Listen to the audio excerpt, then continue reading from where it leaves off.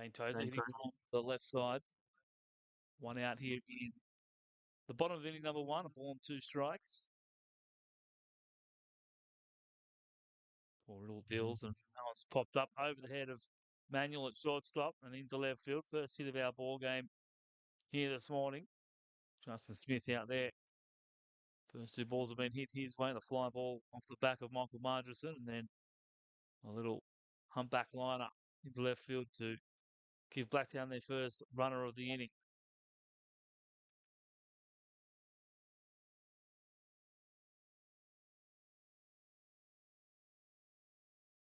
Alessandro Minervini takes his turn in the box. He jumps on the first pitch. He's popped it up in foul territory. Mitchell Smith underneath it. Makes the catch. And Granite Western find their second out of the inning. 1 out away from getting out of things. Getting back into the dugout.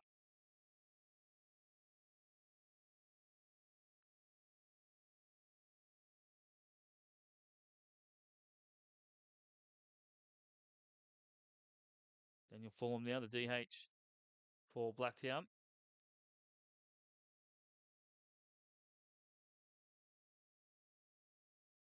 Takes first pitch down for ball 1.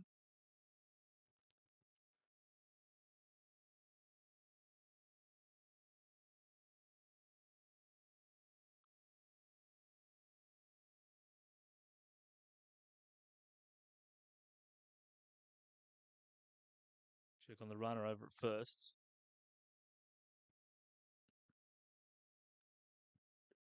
Fulham a 297 hitter on the season. 11 for 37. All singles. Drove in 2.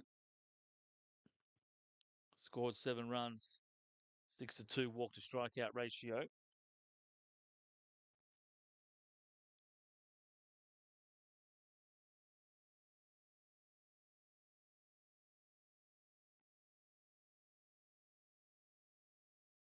Behind 0-2 here with 2 out and a runner on 1. And runner is Dane Tozer over at first.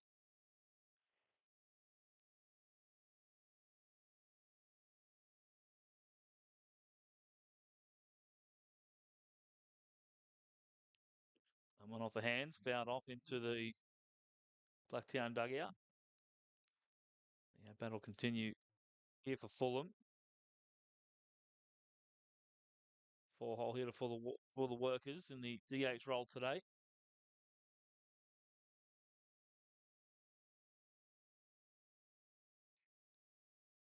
Takes that pitch up high. Caden Nash thought about back picking on Tozer, but he's back on the bag, keeping him in check over there at first.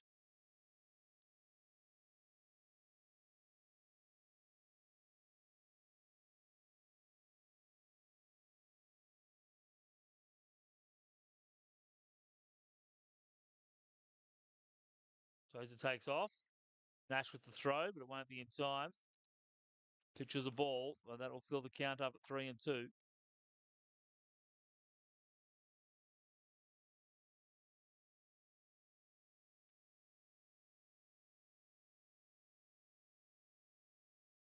Pretty good situation here for Blacktown. You've got a guy who's clearly a contact hitter. Can draw a walk, knows how to turn it over to the next guy. Really just needs to go to his best pitch here, challenge up the hitter. Absolutely. Strand that runner and get out of the inning. I think he got away with one there. Went through the pitch where he needed it to be. Yeah. He's right on it. We'll do it all again. See where Riddle goes here.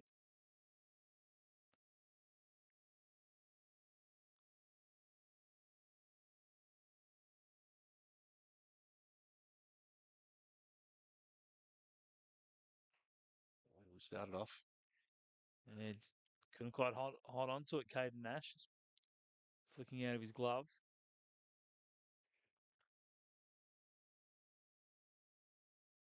A little battle early here in the game. Yep. Early runs are good runs. Yep. You always want to play from in front. 2 outs, full count. That clutch hit. Riddle looking to end the inning.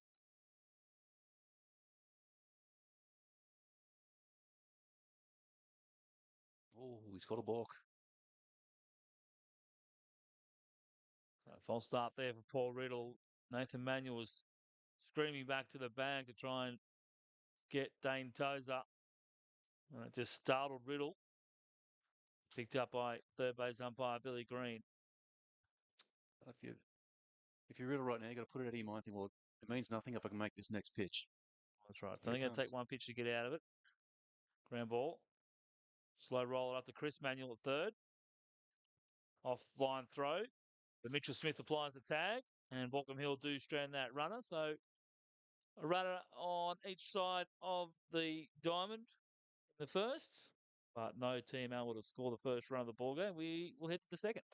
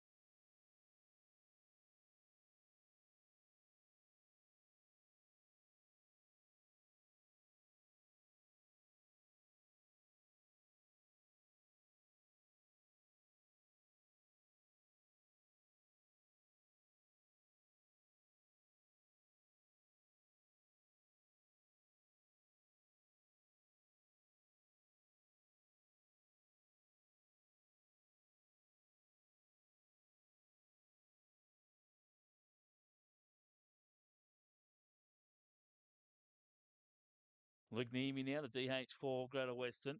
Takes the first pitch strike from Nathan McKean. It's up, up. Lifted left side, but Foul that'll territory. get out of play and into the beer garden along the third base line here at Blacktown. Is it still a beer garden if it's empty? Like if a tree falls in a forest? There's a bar there. Yeah, yeah. So But there's a garden. but it is early. Is it officially a beer garden if it's not us? Like I said, if a tree falls in a forest and no one's there, does it really make a noise? It's always a beer garden. He's a roundabout when there's no cars on it. Baseball philosophy 101. Strike three there on Luke Neamy. Bailed on the curveball. Nice pitch. Well executed by Nathan McKean. When you're a pitcher and you see the batter do that, you know that's a good pitch. Oh, yeah. Yeah. One of the most Had a belt with that buckle. one of the most pleasing things as a pitcher, seeing a batter buckle on your curveball.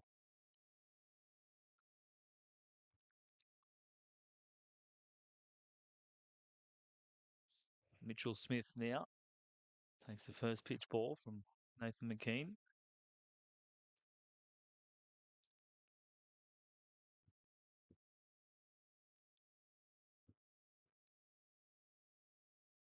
On the right side. Nicely done by Dylan Green to record out number 2.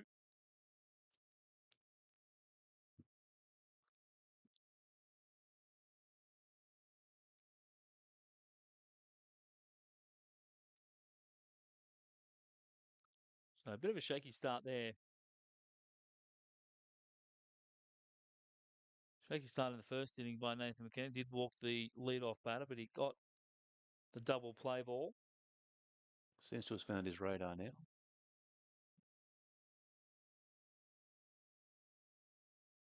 Sometimes it just takes a bit of a shaky inning. You can get out of it relatively unscathed. You'll be all right. Although today hasn't thrown a first pitch strike to that many hitters, so No. he wanted to address that. First pitch strikes are important. Always fun working ahead. Just misses outside. 2-0 hitter Luke Smith. The Smith brothers batting consecutively in the order. That won't be confusing at all. I'm sure we'll get it run a couple of times today. Thankfully, they're in separate parts of the diamond defensively. Takes that pitch at the knees for a called strike 1, 2-1. Crowd starting to build here for third grade. Good to see. Two local teams. Yep. Battle of the West, you could call it. Well, good pitch there. Tipped into the glove.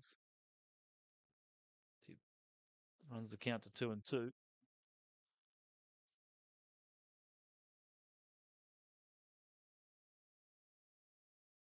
First pitch right here.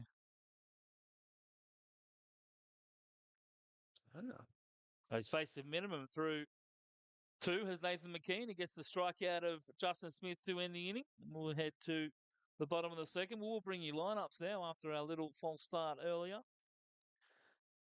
For the away side, it's Greater Western. They defeated MacArthur last week in the minor semi-final. They have Harrison Guyat in the leadoff spot. He's at centre field. Chris Manuel batting second at third base. Caden Nash the catcher. Luke Niemi the DH in the cleanup spot. Mitchell Smith batting fifth at first base. Justin Smith sixth in left field. And coming up in the top of the third will be Mitchell Rowe. He's the second baseman. Luke Edwards, who's in right field. Nathan Manuel rounding out the Greater Western lineup at shortstop. And Scotty, bring us that Blacktown lineup. Blacktown lineup, hitting lead off in right field, Michael Morganson. Hitting number 2, Dane Tozer at shortstop.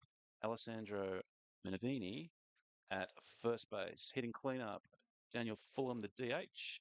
Hitting number 5, Dylan Green, the birthday boy, second base. At 6 is Jeff Davis at third base. Hitting 7, Matt Fagan in centre. Number 8, Ryan Herbert in left field. Number 9, Javier Botello behind the dish. And on the mound, Nathan McKean. And Paul Riddle back out on the mound for his second inning of work. So Blacktown finished the regular season 8-3. Running away with first place. They were 13-0 until the last day of the year and dropped the last game. So Go Manly. you don't have a little biased.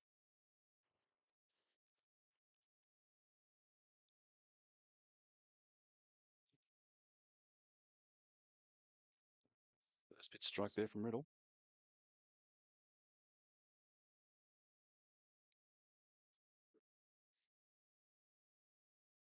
we don't have an undefeated team playing in the finals.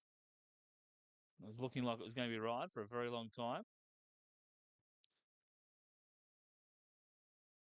But it was this Greater Western team we see today who defeated Ryde on the final Saturday of the season. I thought, did Manly beat them in third grade? No. Oh, I must have missed that one. Oh, no, I'm thinking of a different week. Yeah, different week. Apologies. Little ground ball through the right side there for the lead-off base hit.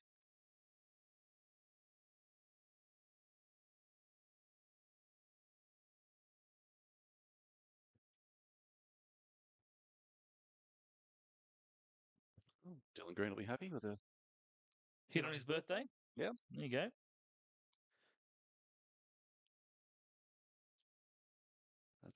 That's going to drop. It's going to drop in there. It's going to be extras. Long run out there for Luke Edwards. Going to go all the way in the corner. Could be. Green's got to be digging for home here. Could be a run. Easily waved home. Yeah. It's going to be a triple there for Jet Davis. And we have our first run of the ball game in our third grade preliminary final.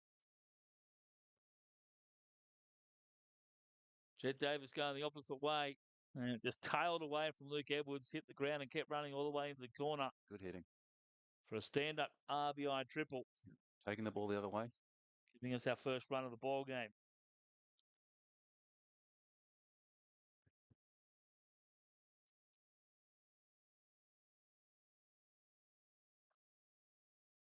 Greater Western defeating Macarthur 4-3 in a close one. Ryde earning the week off with their 12-5 victory over Blacktown. Ryde finishing the year 13-1. Blacktown 8-3. Greater Western 8-5-1. Macarthur 7-6. A little chopper on the right side by Matt Fagan, but it goes foul.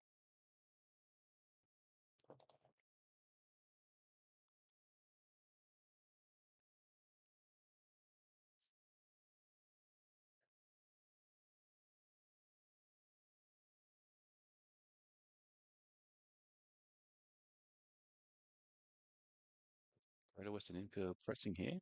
Looking to cut that run off at home if they can. And they're playing halfway. Tipped off the glove by Matt Fagan. Throwing 77, not 7, as I wrote down in my scorebook. Caden Nash.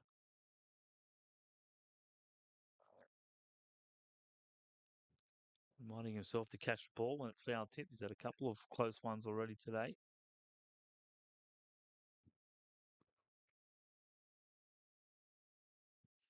Another one just pops out, and Fagan's not going to run.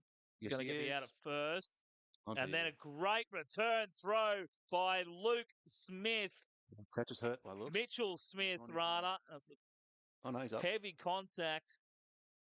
Jet Davis came screaming down the line after Caden Nash made the throw to first base.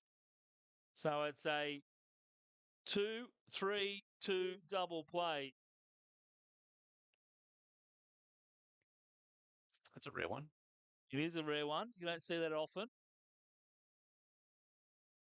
I don't know if Caden Nash remembered that there was a runner at third.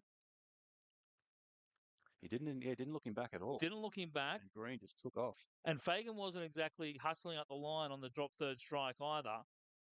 He kind of gave up on himself, but then realised, oh, okay, he dropped it. I think he expected Nash to catch it on the clean swing and miss. So Nash maybe had the chance to go and tag him and keep Jet Davis at third, or maybe it was all part of Nash's game plan.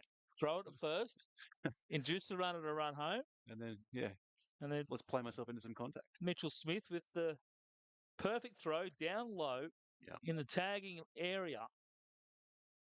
And they complete the 2-3-2 double play. Nash did well hanging in there as well. Like that's a hard, clean slide. Got a good piece of him by the looks. I think look on the left thigh. Strike him out, double throw him out, double play. That's third grade baseball all day. 100%. Ryan Herbert. Bats with 2 out.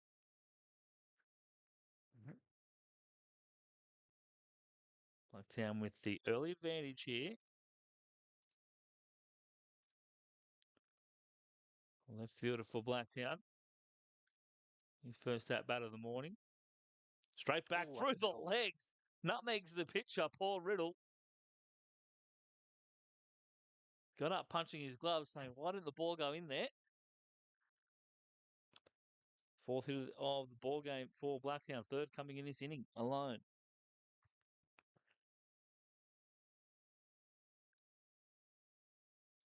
Javier Botello, the catcher, bats down in the 9-hole. So Blacktown sending, see if they can turn it over. Sending their order to the dish in the first 2 innings, which is what you like to do. Everyone's got a look now. Plenty of at bats. Hard ball, ground ball. Hit that hard, but he's bobbled. Bobble by. Can he make the throw? Yes, he can. Nice recovery there. Chris Manuel it was at third base. I had to make sure I got the brothers right over there on the left side of the diamond. But he recovers from the bobble, throws a strike to Mitchell Smith at first. I called him Luke Smith before, but there's not even a Luke Smith in the lineup. And records the third out of the inning. But Blacktown strike first. It's 1-0.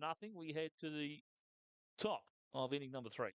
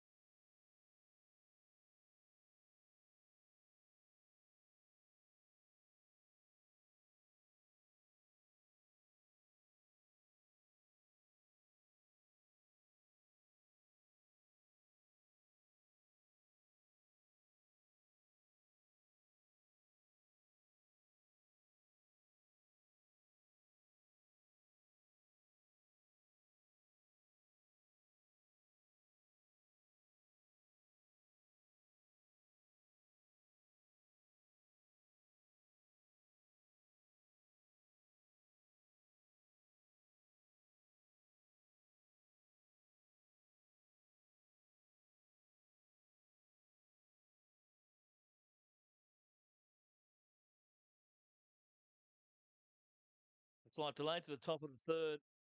Here we looks like the birthday boy might have overindulged a little bit last night. He was feeling the effects of running 270 feet to score the first run of the ball game. Maybe that breakfast burger didn't sit quite too well on the old stomach. These young kids, mate, I tell you. Oh, And Nathan McKean plucks neutral row in the leg. Who just jogs up to first, showing no ill effects of ball to the knee area. I think it's smarter to be. He threw the bat down pretty hard. Wouldn't it tickle? Nathan does put a bit on it. See, what I got a bit worried yesterday in the 18s when one of the right kids got hit. He was visibly annoyed. Thought he would have been happy given that it was a tie ball game, I think. Take the base. Yeah, Sometimes the back part of the brain overrides the front part. that's it. 100,000 years of instinct versus 10 years of playing baseball. The lizard brain will win every time. Some absolutely entertaining baseball played throughout the three games yesterday. Cracking day for baseball yesterday. Beautiful conditions. Games that were decided on, well, you could say misplays.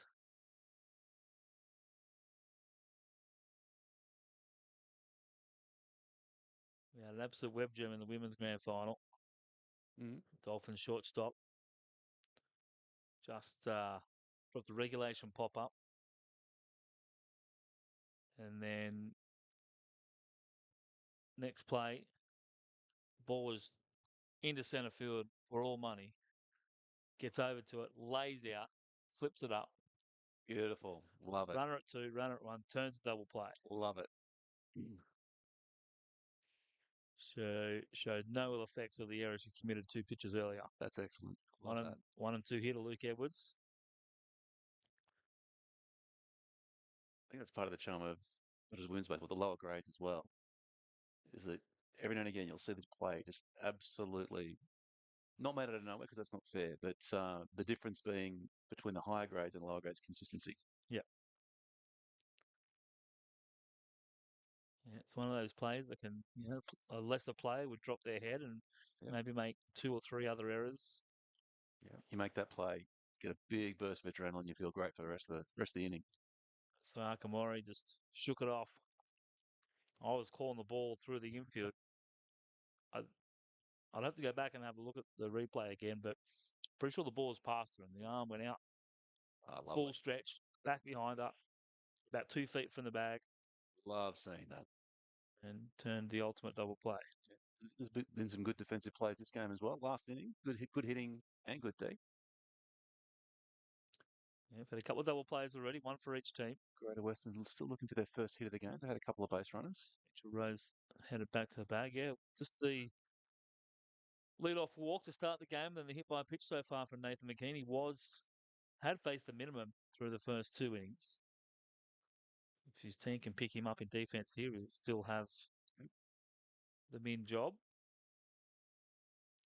He's been effectively wild slightly so far, I think, today. You've only got to throw one or two good pitches per at bat. Yeah.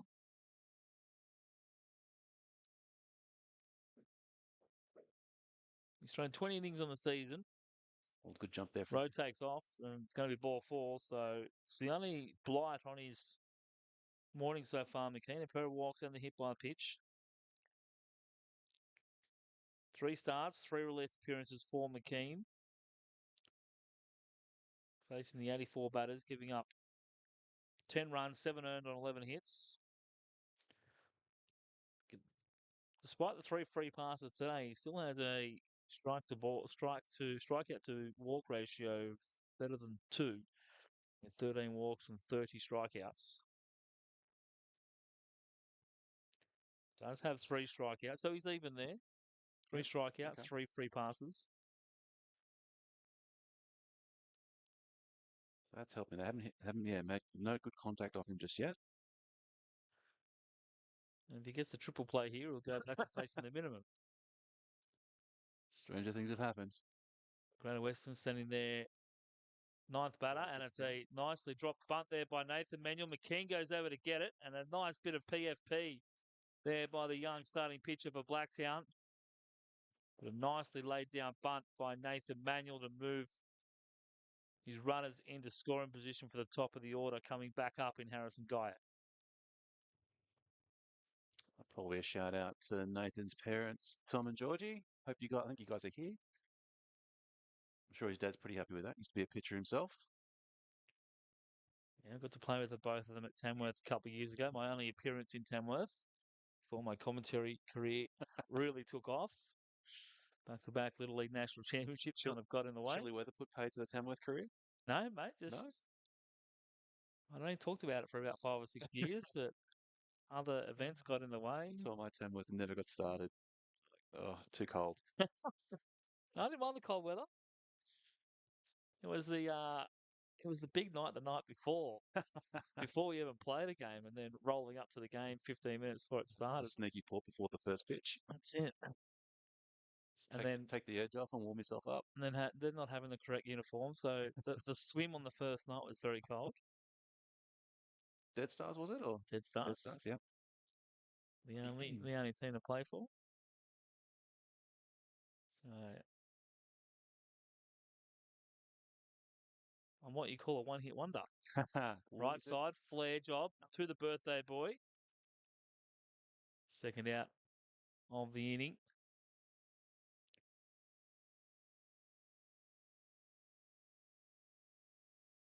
Diet retired. Pop out.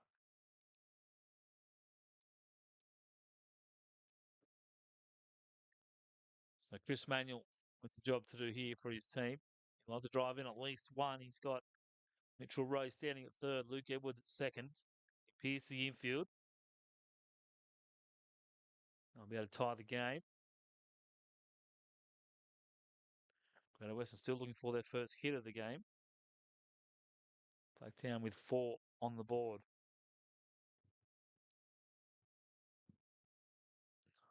Pitch number 40 here from McKean. Nicely handled by Botello. Got right inside on Chris Manuel. That could easily skipped away. Mind you, we saw one yesterday, again in the women's. Barney Lovering at third base. Tried to skip down the line on a wild pitch, and a fortuitous bounce off the back wall. Go back to the catcher, who tossed it up to a pitcher and tagged Barney Lovering out of home plate. Outside. 2-0 here to Manuel.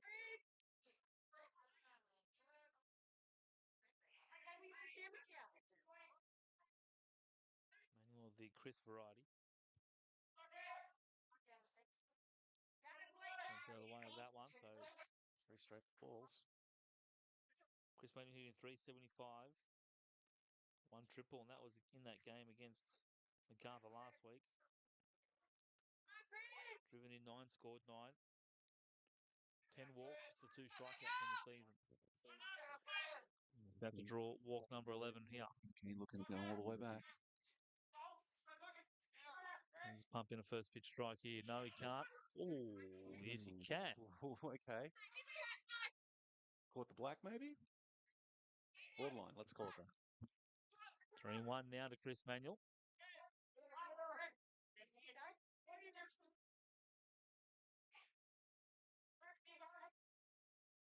On the ground to the right side. Oh, took a left-hand turn, right-hand turn. Got under the glove of Minavini. And Greater Western do get on the board. Well, I know it, Manly, mate. We've got the aquatic hop. That's the Blacktown bounce. That ball was spinning, yeah. That's a tough. It's a tough pop, but I think also he's coming glove side. He had enough time to round that up, get himself right behind it. So a break there for Greater Western. What have they scored that? We'll find out in a minute. Keep our eye on Game Changer. You probably give it a hit. You can't error spin, and you can't error a misplay. That's fair. You'd think that's going to be given a hit. So it'll be Greater Western's first hit of the ball game. No, it is an error. It is, yeah, okay. It is an error. Tough scoring, but not Fair, I think. Probably fair in the I end. think it's fair. There's all different things you need to consider when it comes into it. And we certainly don't bemoan the scorers for giving that an error. Caden Nash jumps on that pitch, rips it into right field. Picked up by Margelson at right. You're not running on that arm. He's a former first grade pitcher. And it's back-to-back base hits. Or not quite back-to-back base hits, but it's ball in play. And that is the first hit of the ball game. And it moves Manuel over to third. Single into right field. Margelson out there. To settle. Getting it back in. It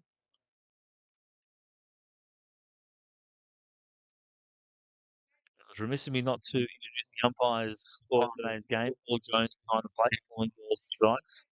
Here's Callahan, your first base umpire, and Billy Green, the third base umpire. Director here in the booth, Benny on the buttons. Benny on the buttons.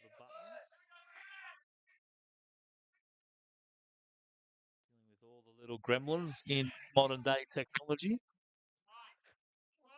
I think it's far better we have him on camera work than me. If anyone's ever tuned into the Manly home games, my camera work is, let's call it inconsistent. You're too busy watching the game, enjoying it. A work in progress. 1-0 here to Luke Niemi. Runners at the corners. Caden Nash.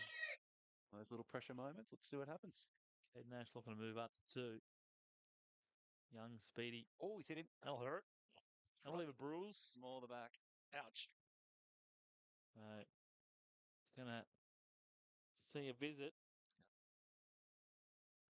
Timely one.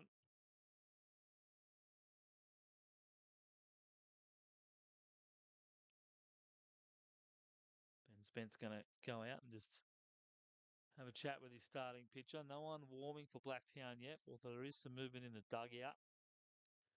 A couple of guys running around. There's a bullpen catcher with his gear on.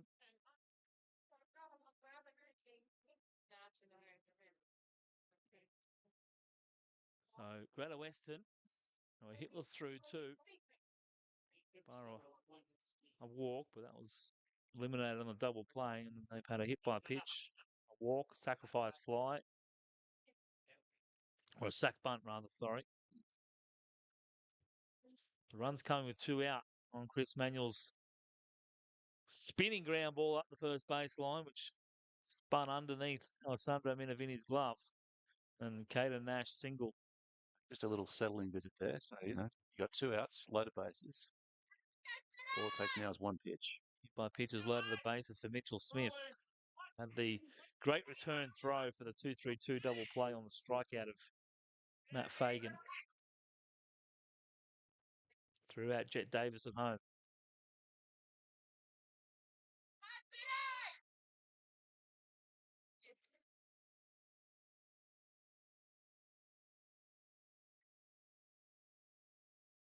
Luke Smith tries to check his swing. And have checked it, but Paul Jones calls it a strike regardless. Good pitch. 1-1.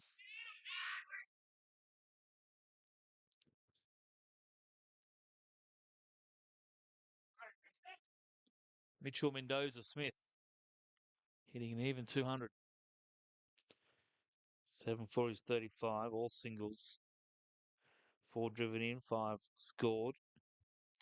3 walks, 6 strikeouts.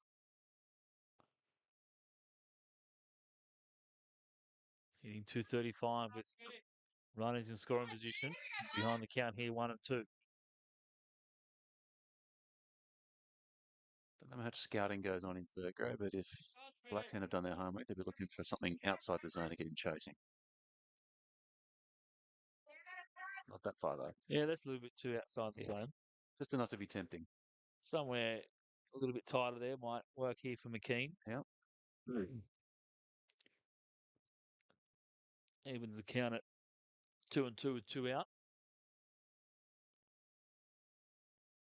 Slow ground ball up the line. Tough play for Jet Davis, and he tunnel balls it. Caden Nash is full of steam. He's going to get himself into the rundown.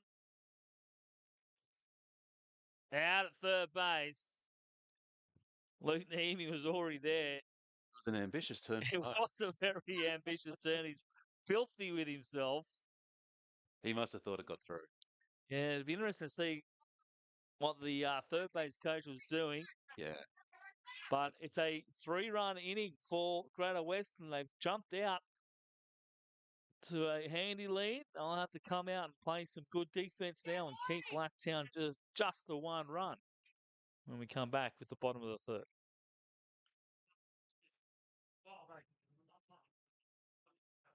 That was a bit loose.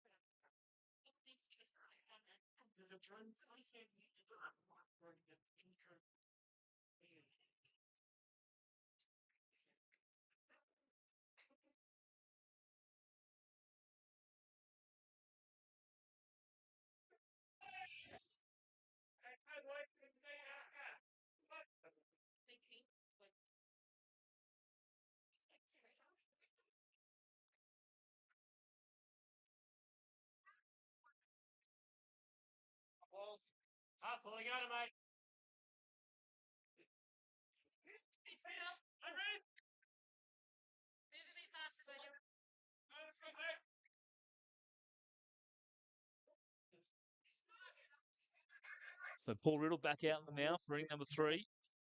Ripped hard up the line, but Chris Manuel's there. And he's got himself, I think that's probably assist number 3.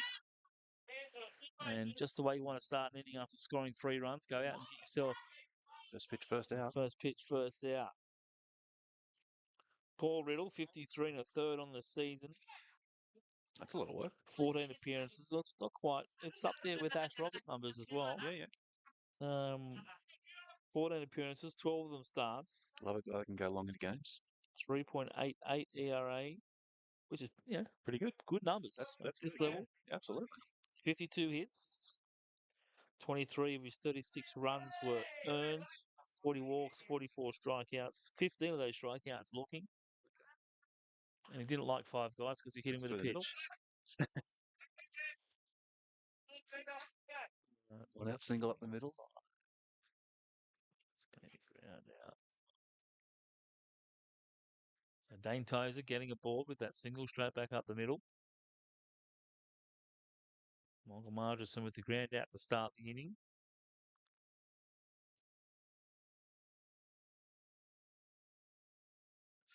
Bottom of the third here in this third grade prelim final.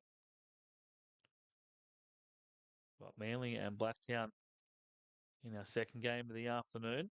First game of the afternoon, second game of the day. No first grade today with Blacktown sweeping Borkham Hills. A 3-game first grade series. An error by Jack Eunice in the 7th. That cost Borkham Hills 3 runs. Taylor made ground ball, which snuck through the legs. And Show's going to happen to the best of us. Ben Martin with the double to the wall, drive in 2 more. And the Blacktown pitching just way too good for the Borkham Hills bats. So who do Blacktown go through to? Blacktown play MacArthur on Wednesday night in game 1 of the finals. Nice. Game 1 of the grand final, rather. Tozer takes off. Caden Smith too long with the throw. High pitch. Served up by Riddle there to make it a little bit hard for Nash to get a good throw away. Had to come out of his crouch. It was up and in. Dane Tozer runs pretty well, so he'll have his second stolen base of the morning. Riddle a little animated there on the mound for a second. Not sure what he was talking to his catcher about. Maybe young Nash was just giving Riddle a few words of advice. You want me to throw him out? Throw something low. Popped up on the infield. It's in the grass. It's called him off. Oh. Riddle and Nash were debating who was getting the ball. Chris Manuel came in when he saw the communication problems between his battery. Nash looked at Riddle. Riddle looked at Nash. It was Riddle who finally took control. And they retire Minavini for the second out of the inning. There's a few pitchers I would have I've come across in my time who would have been walking out towards right field when that ball went up. Want no part of this. The best spot for him to go sometimes. That's my field's job.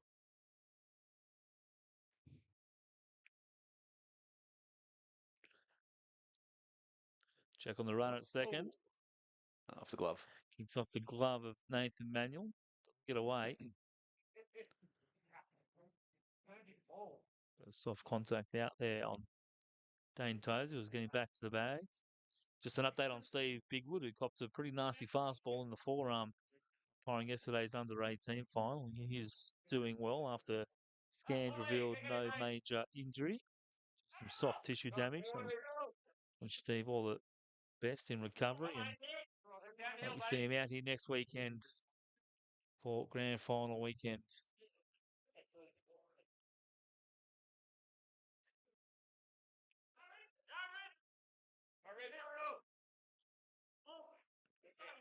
Just misses outside. 2-0 here to Daniel Fawn, the DH for Blacktown.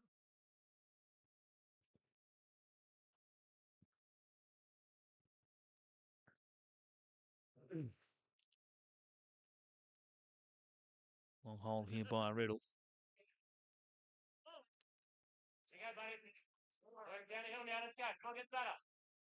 Run on seconds inconsequential. Run on seconds inconsequential when you're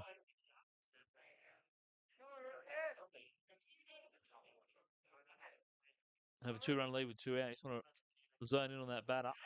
Throw your best pitches. He's going to walk Fulham.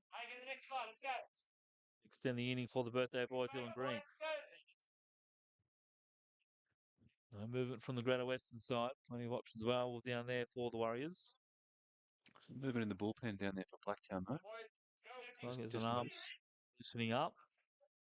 Maybe getting ready to come in at some point in the next inning, if not start the inning. Let's see if Green's been affected by a little issue he had earlier in the field. I'm sure it was heat or after effects of a birthday celebration. Looked a little bit out of sorts for a couple of minutes, but he seems okay in the box now. We Off slid the that hands. That's going to drop. One bounce. Oh. Very brave letting that ball bounce, given how much spin would have been on it as it had come off the hands. But Mitch Rowe does a good job. Didn't get away from him, and he's able to retire. And he's motioning to his teammates in the dugout. Dylan Green will be retired, and he doesn't look well after trying to hustle up the line there. So that might be it for the birthday boy. But we are through 3. It's Greater Western 3, Blacktown 1.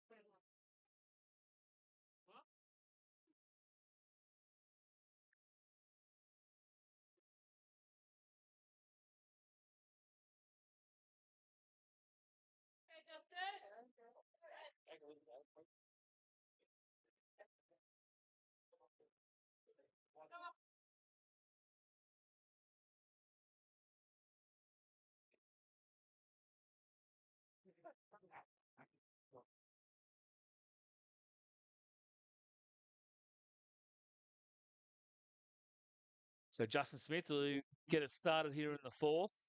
And Western with 3-run lead coming on just the one hit. 3 runs, 1 hit, no errors. Blacktown 1 hit, 5. Sorry, 1 run, 5 hits, 2 errors. And a Off the sneaky little Blacktown first bunt. pitch. McKean Is he gonna can't get there? handle it. Didn't handle it as well as he did the first time on the sacrifice. And Luke Smith's going to have a bunt single. Annoyed with himself there. Bunt single to start the Looked like fourth. as he went down for the ball, he just turned his head towards first base. Towards the bobble.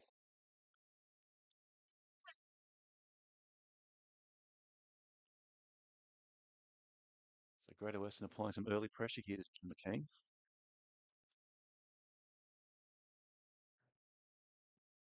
Mitch Rowe now hit by a pitch to start the third inning. It was a big inning for Greater Western. Hit by pitch and a walk. And the Nathan Manuel sack bunt.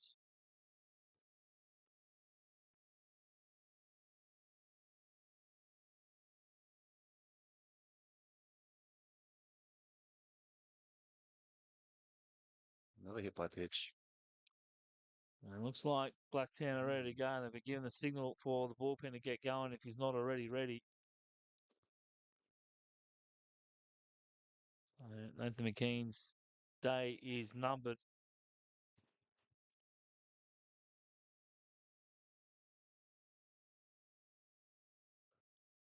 Looks like there's a bit of chirping coming out of the Blacktown dugout. Paul James is over there laying down the law and keeping things in check.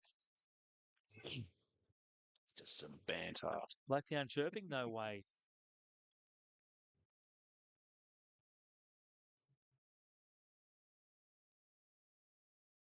It is interesting that they're feeling chatty when they're 2 runs down. Just trying to get under the skin. Another bunt. Square. Oh, doesn't get down though. He's mad with himself. And he is. Luke Edwards. Yeah. Couldn't quite get it done. Probably should have squared around a little bit earlier. It's just the angle he had the bat on when he Yeah. offered it the ball. Yeah. Was always going over the slips. That's it. 2 on, none out. Could probably be a little bit. Do you put it down again? Oh, you have to. Give me one. No. Yeah, okay. Just because you fail on the first attempt, mate, doesn't mean you give up straight away. Yeah. If everyone had done that, we wouldn't have That's true. computers and cars and those lovely things. So If you're going to do it, here to Edwards. if you're going to do it again, this is the pitch. Yep. Up the line. Got it. Kick it And foul. just took the line and bounced foul. Seen a few of those this week. It's definite. I don't want to call it. Say maybe a bit of angle on the line because everything that's bounced up that line is just taking a hard left. Yeah. And gone foul. Sometimes you see it bounce up the line for a little bit, or roll up the line for a little bit, and then kick late. But It could also be, from up here, it's deceptively flat down there. It could be an angle. But the way that the ball is bounced, it's like it's just bouncing off something and going the way that the hitter doesn't want it to. Let's choke it up here. Keen ahead 1 and 2 now. Ooh. We can take that the other way. Just protecting the outside corner was Edwards. Extends that bat. Don't think they're going to apply the bunt again here. This could be McKean's last hitter if he gets on. Given the way the pitcher and the bullpen's throwing, McKean might have one more ready. Pitch there. And with the strikeout, Edwards shakes his head. Yeah, good pitch. Was a good pitch. And no movement on the Blacktown bench yet. They're happy for McKean to go again. Dove in on his feet.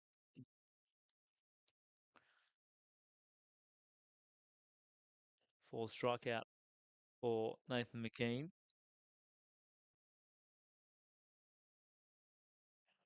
2 walks, 3 hit by pitches. on the other side of that.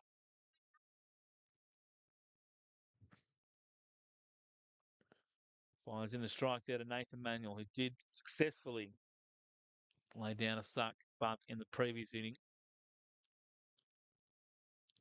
He had to wait 2 innings before he got in that bat. He's now had 2 at-bats in 2 innings. Needed that first pitch strike just then. Needs to work ahead to get out of this inning with no more damage. Inside just missing. 1-1. Smith at second, Rowe at first.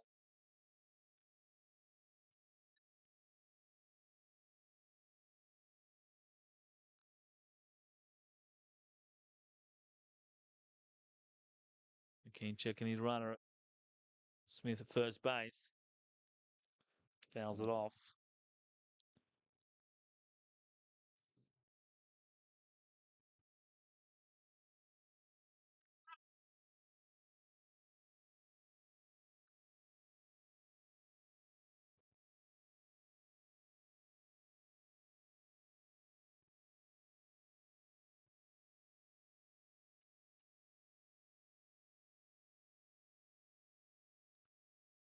Tempting pitch on the outside, but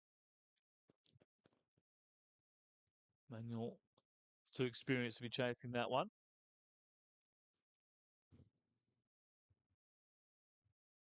Big pitch here, 2-2. So Does he have confidence to throw the off speed? 66 coming here for McKean. Yes, he does. Great pitch. That is nasty. Great pitch. It buckled, I think it was Rowe earlier, and then freezes Manuel there. He's got back-to-back strikeouts. He's one out away from getting out of this little jam here in the fourth. Love that pitch. He's having a little trouble locating, but he went back 2-2 with off speed. Trusted himself. Love it. And had plenty of movement and throwing it to the lefty. Oh, wasn't going to move Hit up. by, no, it's hit by pitch. It's hit by pitch. Just got him on the leg. So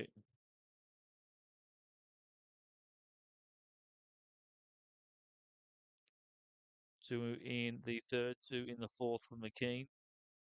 That loads the bases. So it looks like They're going to give him in. Going to be McKean's inning. I don't think that pitch is quite ready. He's not even on the mound yet up in the bullpen. He was before. He should be good to go. I think he's just Keeping loose. loose. Yeah, he was on the bump earlier. I think he's ready to go, but I think they're just going to give Nathan this hitter probably. Chris Manuel reached on an error. It was the spinning bouncer under the glove of Alessandro Minervini at first.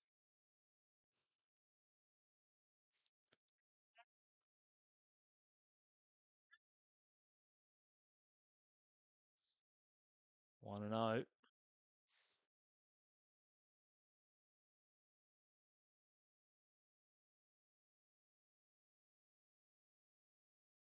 There's that pitch again. Evens account. 1-1. Third time through the lineup for Greater Western. And Chris Manuel hitting here.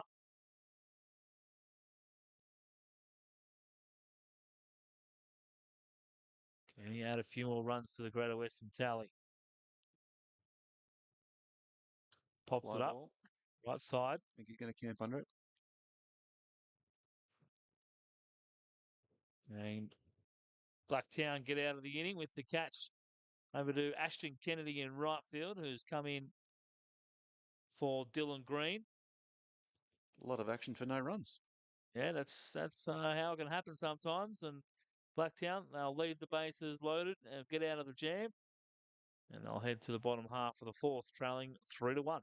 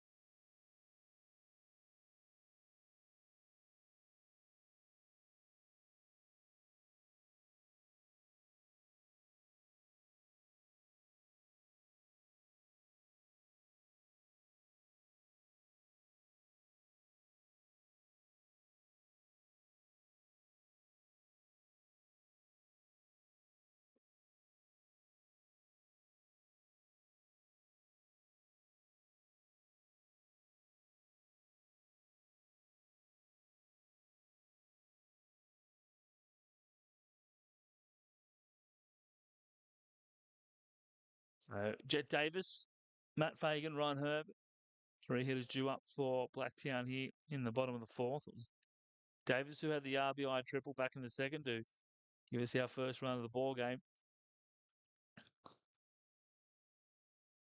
And he was thrown out at home trying to sneak in on a Caden Nash throw to first to execute a strikeout.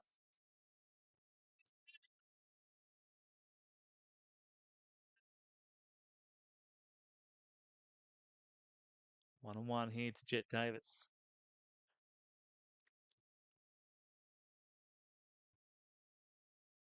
Out to the right, out of play. His 5 appearances in third grade, 294 average, 5 for 17. 1 double, 4 ribeyes, 3 runs, a walk and 3 strikeouts. Going off Riddle here. Speaking of local baseball products doing well overseas, just popped up in my feed. Travis Bazzana continues to do Travis Bazzana things. 11 games into the season, he's hitting 452. He's got 17 RBIs, 6 bombs, and an OPS of 6 bombs. I didn't realize he had that many bombs. and an OPS of 1646. Yeah, they're computer game numbers, they Yep. are. Pretty good. So I'm torn next week, mate. MLB The Show 24 drops on Saturday. So Are you saying you might be a no-show here? no, I'll be showing up, but I might be bringing my PS5 with me. And if you're wondering why I'm commentating, same time, commentating random stuff, I'm probably just commentating myself hitting bombs with the face to show this year Vladdy. That's right. Keep me. You're a Blue Jays fan. Yeah. Oh, Nothing wrong with being perfect, mate. On the ground of Nathan Manuel. Jet Davis will have a broken back ground out to start things here in the bottom of the fourth. Just got back from a week junket in I was going to ask, how was West Vegas? Coast. Vegas was beautiful. I only spent about 20 hours there. Just for the game? Just for the game and Games? Did you see both? 2 games, both games, Wound up in the suite of the Las Vegas Raiders president during the second game. The people you bump it. Who did you tell them you were? Didn't tell them I was anyone. I just said, hey, have you got none of those tickets? And they go, yeah, here you go. Brilliant. Yeah. Don't ask, don't get. Don't remember much about it. I do remember pouring myself double jack and lemonades, only because I had no dry. I had a good little chat with Waves at a high a few of the executives in there, including. Didn't run into Peter Volandis? No, he was He's in the Fox somewhere booth, else. I imagine. Yeah, somewhere else. Just misses outside there. Catcher held it for a second. So ball and 2 strikes now. Got to meet the first black female NFL president in Sandra Douglas Morgan. That one's going to be off the body of Caden Nash. President of the Raiders? Or? President of Las Vegas Raiders, Okay. yes. And a good little conversation with her. Excellent. Explained a few ins and outs of rugby league as best I could. Knowing you, Luke, as I do, I'm wondering whether there were any gesticulation or advice given from you from the box of the refs. No, mate, I was well behaved. You well behaved? 100% I was well behaved. Okay. I was just there enjoying the game. I had no care about the result. Being a Raiders fan. Good to see Manly smash the Rabbitohs. Don't remember a lot of the second game. I was too enamoured in my private suite. Met the Stafford brothers. Settled into the duration. Invited into the Stafford brothers DJ booth during their set during the second half. Cool. During their set at half time of the second game. Everything came up Millhouse, you could say, mate. An eventful 20 hours by the sounds. It was. That was after my little trip down to Arizona. Caught a couple of spring training games. Okay. Who'd you see? Blue Jays, was it? Or? No, Blue Jays are over in Florida. Okay. It's probably a little bit too far to go for a day trip. Yeah. So who'd you see? So I went and saw the Giants and Texas Rangers. Mm-hmm. Giants won pretty convincingly in the end.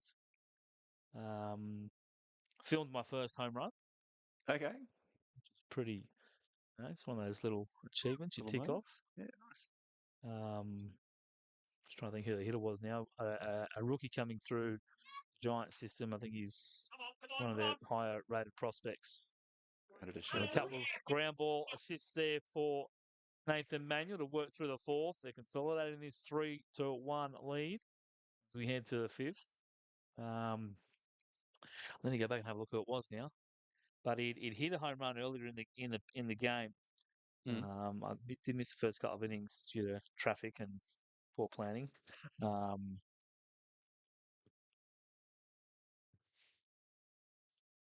but he hit one in the game, and the Rangers made a change. So I'll go back to the box score from that.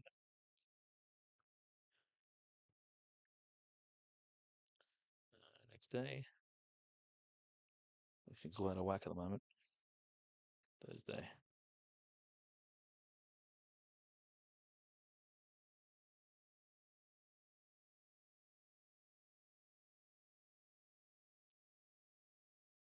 There it is. Luis Matos. He had a 2 home run day, and the Rangers have rolled out. Is he a chance of making the ball club, or Not too is sure. I haven't quite looked into him. They rolled out Zach Kent, and he went hard hit single, hard hit double. JD Davis hit a 3-run home run, and then Matos came up and just ripped this thing up the line. But it went foul. I thought, oh, this guy's locked in here. And then, sure enough, next pitch, after I pulled the phone out, but not? boom, solo shot to left field. So new arm on the mound for Blacktown, I think it's Jared Speechley. Jared Speechley. So yeah, that was game one, and then the 1.25 hour journey from Scottsdale to Glendale and a $105 Uber. Um, US. no, Aussie, Right. 105 Aussie in the end. It's a $65 US Uber. Um, Dodgers saw Otani and Freddie and all those big billionaire players. Um, and then they were behind trailing the Guardians, and then bottom of the eighth. Just done a bit of a lap, and then went and sat in the cheap seats 2 rows from ground level, and once again pulled out the phone. Dodgers trailing by 2. Couple of runners on, Bang. and whack, home run to right field. Got a couple of home run videos, which is That is a bit of fun. one of those things. Yep. It's like going to the footy and pulling out your phone the moment and they go and score. I haven't been to the States to see a ball game since 2003, but I did see the last 4 Cardinals games of the season. I'm a Cards fan, as some of you may know. That's Caden lifted up Nash, into right field, so he's lost it. he's well and truly He's running lost in it. circles. This will be 2 bases for Caden Nash. And this time he stops when told. A big theatrical dive into second base with no one around him. Yeah, I don't And know. Is there sun there? I'm not sure what happened. He just lost it. I think it went that high in the air that he definitely lost it off the bat. Yeah.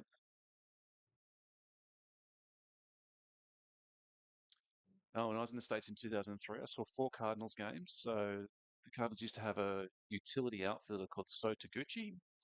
He had 3 home runs all year, and I saw 2 of them. There you go. Maybe you should have gotten more. He might have hit a few more.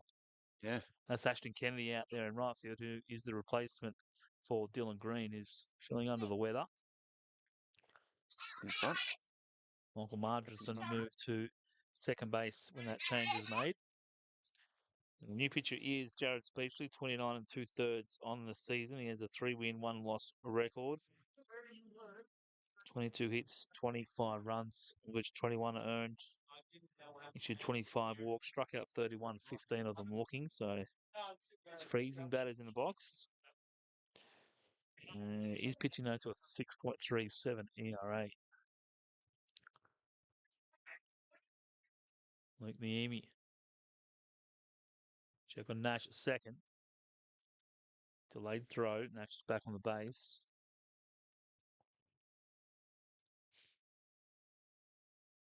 Something about Caden Nash and only batting in even innings. or odd innings rather. First, third, and so far. fifth. Yep. First, third, and fifth.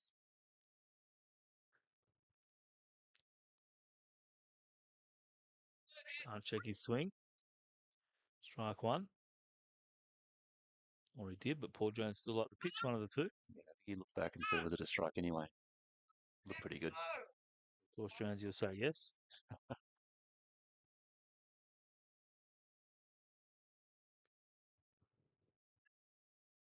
Greater Western again threatening.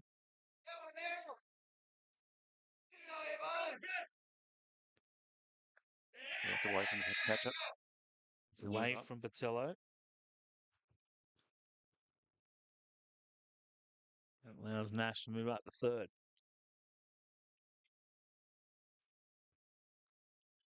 Weird game of Halo from Jake Edwards. It's probably me referencing my MLB The Show playing next week.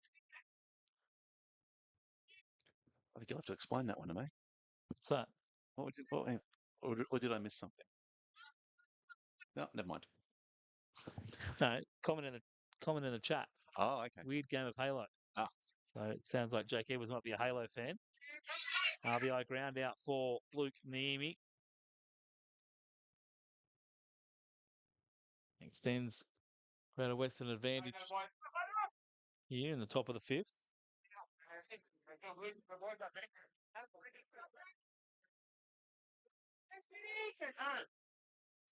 Feel free to jump in the chat and say good day.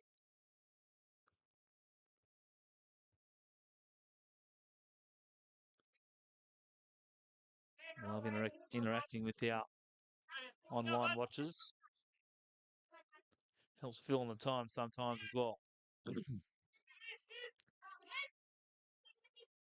You found a new mate at the Canterbury game, mate. Dylan Cruz was checking in. Had a boy Dylan. Came out, pitched pretty well in that first grade game. He did.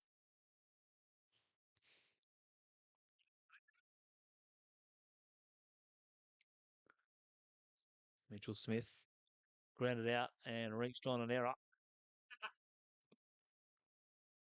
However, it was Caden Nash with his adventurous base running, finished the inning on that occasion.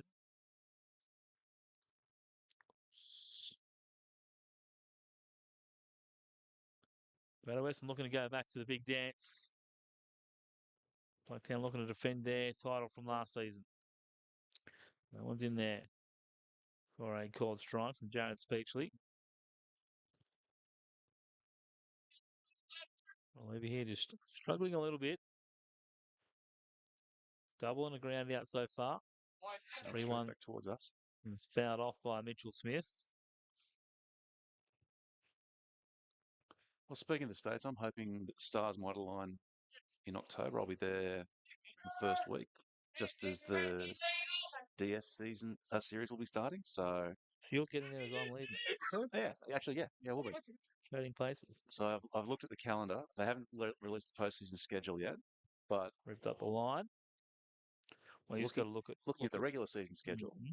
I think I'll be there just after, or as the wild card series will finish. Right. And I figure that the Dodgers will be up there, so they'll probably be a top seed playing at home in the DS series. It'd be funny if they miss out. I hope not, 'cause that's my chance to see the game. And I figure that my Cardinals will probably be a lower seed, so I could throw across the diamond there, nice 6-3. On the ground. If the Stars align, I might see my Tozer Cardinals take on the Dodgers. There you go. That'd be pretty handy. A lot has to happen between now and then. 162 games, for example. Well, they've got Matt Carpenter back, mate. And Blue Jays signing Joey Votto to.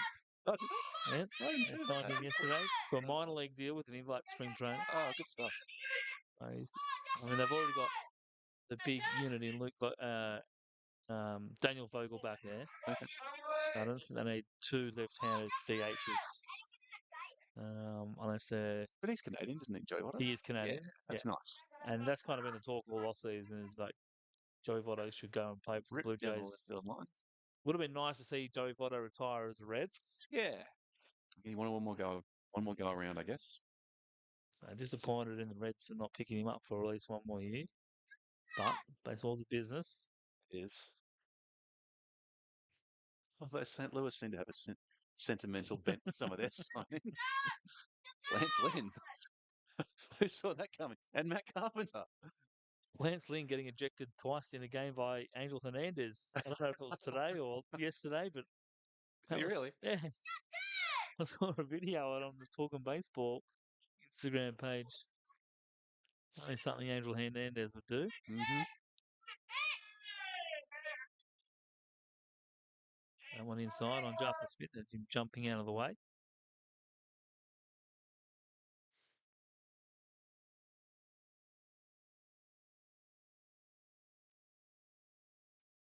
Three and one here to the Greater Western left fielder. And he draws the 2-out walk. I'll tell you what, man, I've already planned my next Vegas trip. Whenever the Raiders get the shot, which is, rumour has it, they're going to go over next year. They were one of the teams who were in contention to go this year. Mm-hmm. Um, but if it is next year or if it is a couple of years down the track as part of his 5-year deal, it'll be straight to Florida for a couple of spring training games, then to Vegas, Make a real day of it. then to Vancouver, a couple of days at Whistler, and then home. Very nice. I had the opportunity to go to Whistler, but for the money it costs for lift tickets and gear and all that kind of Yeah. stuff, it wasn't quite worth half a day. Is And it still decent there this time of year? yeah, It was and it's still good. Okay. they'd actually just had a couple of really good days of cover. So Okay. I mean, I'm just a hack You'll be skier. getting everything. Or Snow, sun, that's it. baseball, Rain. football. So it was blowing a gale on game day. I did hear that. But was gusting 100 kilometres an hour or something. Gale force winds. I heard the airport was shut Oh, was it? I didn't hear that. on the day. Yeah, they shut Okay. the airport. Would have sucked. Mm-hmm. So there were a few people that were trying to get to the game that couldn't. Zach Murphy ended up missing his flight from Florida the day before, so I was scrambling to get there. How did he manage to do that? Zach Murphy, mate, come on.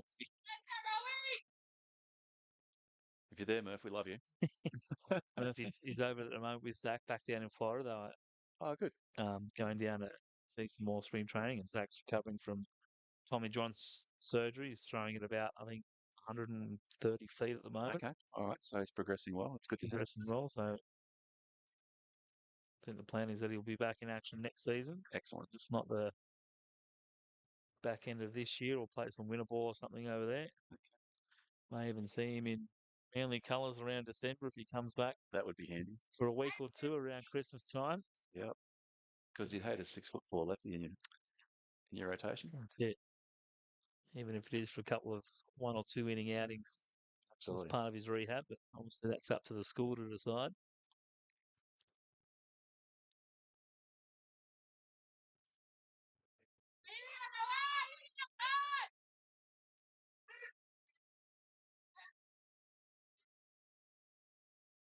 Plenty of chat coming out of the Greater Western dugout encouraging Ichiro here to continue this inning. Speechley Put it through the gap. delivers the pitch and it's punched in the right field. Now to Ashton Kennedy. And Mitch Rowe is able to extend the inning. It's the third hit of the ball game for Greater Western. Make it 4 on this one somewhere. Game changer says 4. There it is. Yep. They're making the most of their opportunities. Yeah, they've got the best of Speechley so far. We do have 2 out. Okay, Nash with a double to start the inning. Moved up on a wild pitch and Luke Niemi drove him home on a RBI ground out. Mitchell Smith grounded out. Then we've had the walk and then the single to bring up Luke Edwards. Couldn't get the bunt down in his previous at bat. Ended up striking out on a nice front foot slider from Nathan McKean. Just thinking that doesn't seem to be a great deal of hard hit balls. There was the triple early for Blacktown, but I don't think anyone else has really hit a ball that hard. There's been little flares and ground balls through the gaps. Well, there's another ground ball to the left, right side. It's going to be called fair. Under the glove of Minavini at first. He steps on the bag and Blacktown finally get out of the inning. Just the 1 run on the board. Greater Western lead this one 4-1, heading to the bottom half of the 5th inning.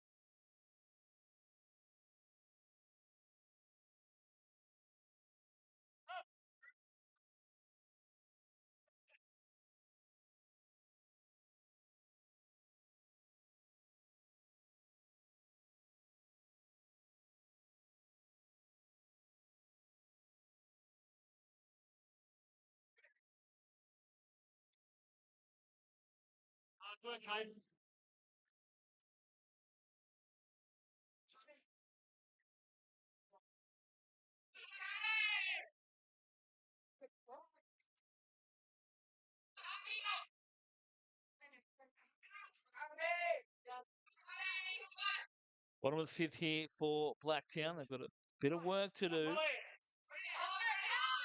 On this one, 4-1. Scored just the one run on 5 hits.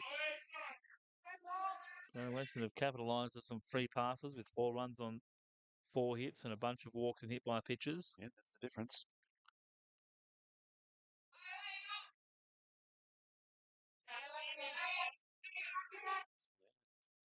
Falls behind 2 balls.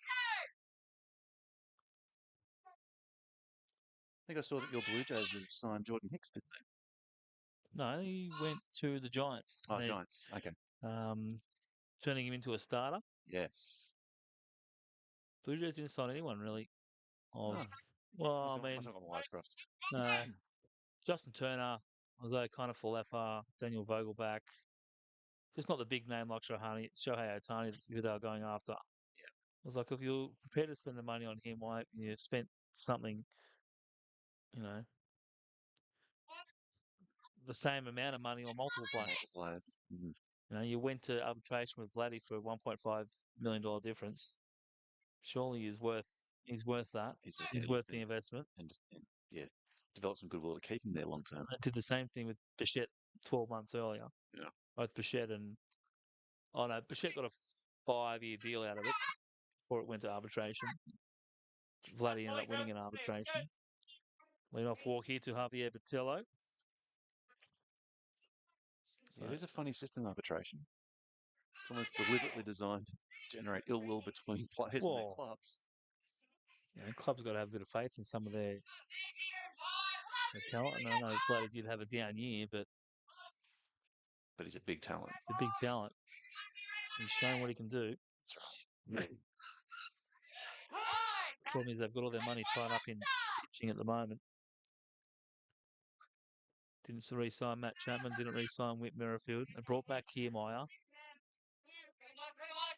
And he was probably the lesser of those last 3 names that I just mentioned. Yeah.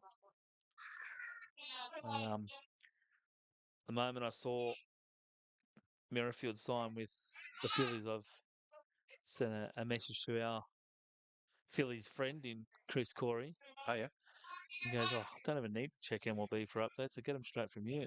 Sent me a screenshot of his phone. It was literally the MLB notification. And then my message above that. Above it. Oh, nice play there. Tough play by Chris Manuel. He's going to turn one. Won't quite get the second leg. But a great play there by Chris Manuel at third, diving for the ball up along the line, right next to the bag. On the backhand. Beautiful play. You'd think deserve the double, but think with the level of difficulty there, you just throw it over to one and get the slower runner who's coming out of the box. But he got Botello at second, and then the transfer from Mitch Rowe almost got Margerson. Margerson runs well. And he's quick enough to get up the line and stay out of the twin killing.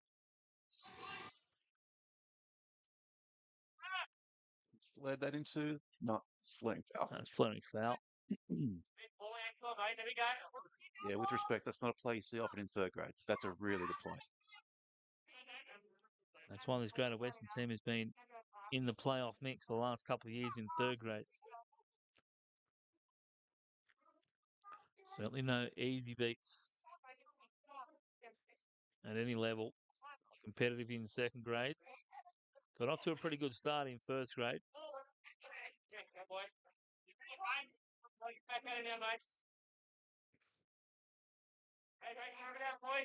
Riddle seems to have settled in. He doesn't seem to be exerting himself too much. 65 pitches in with 1 out here in the 5th, so relatively economical. I mean, if he gets these next 2 out and then the next 10, you're looking at 15 pitches an inning, which is right on.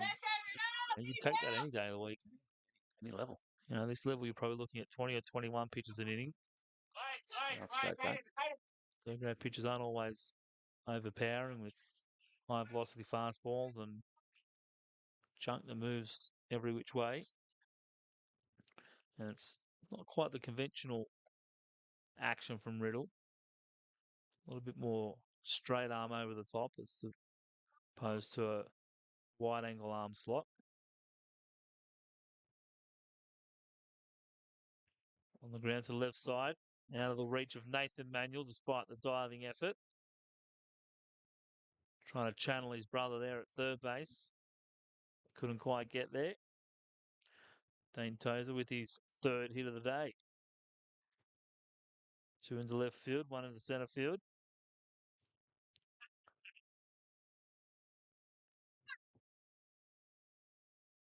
I've got the feeling this could be an important inning for Blacktown if they're going to get back into this game. So they've got to get at least one here. Yeah, they want to get that into that bullpen of Greater Western. There's a couple of bodies up there moving around now. One arm starting to loosen.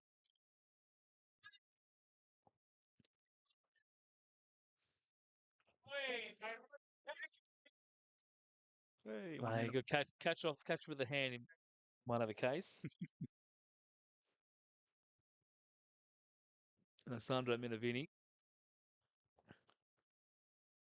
hopped out in foul territory and then nice try from the catcher, throw that ball straight back. I hope it got a big, nice cut in it. popped out to the pitcher and then Curse these umpires. popped out to the pitcher in both of at bats. In fact, Not letting the catcher throw a ball back. didn't hit that hard. It just I know. bounced, you know. Yeah. But I still hope that it had like a little nick in it. And that the catcher's like, oh, yep, I'm throwing this straight back. No, that's fine, sir. Don't worry. It's good. 1 and 1 here to Minervini. Like a newborn baby's bottom. So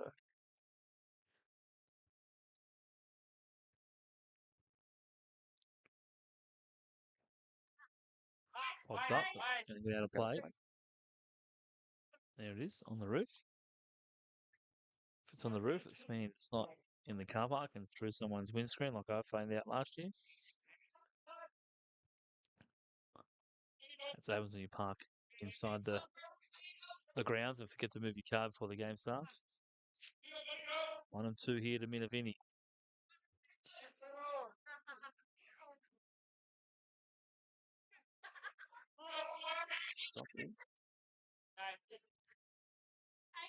Nicely handled there by Kate Natch behind the dish. Thought about throwing up to Mitchell Smith at first. But Tozer was barely off the base. doesn't appear to be showing any ill effects from that collision early in the game. No, just a bit of a bruise, I imagine. A light knock.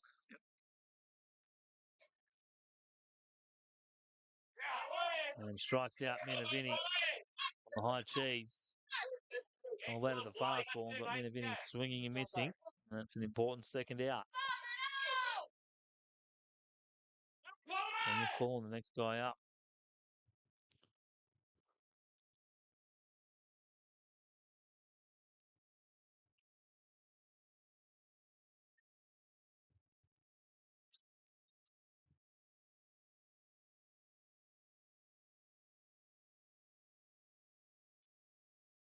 Top of the zone, ball 1. And infielders for Greater Western, keeping Michael Margerson close. As they haven't gone to the run gun, they do have 2 quick runners out there in Margerson and Tozer. Tozer has a pair of stolen bases already. Just out the arm of Caden Nash. He hasn't had to do too much. How did Nash go in the season on base runs? Well, we've seen his 2 overthrows to second. They haven't been strong. Been okay, but hasn't been flat. This is up and in.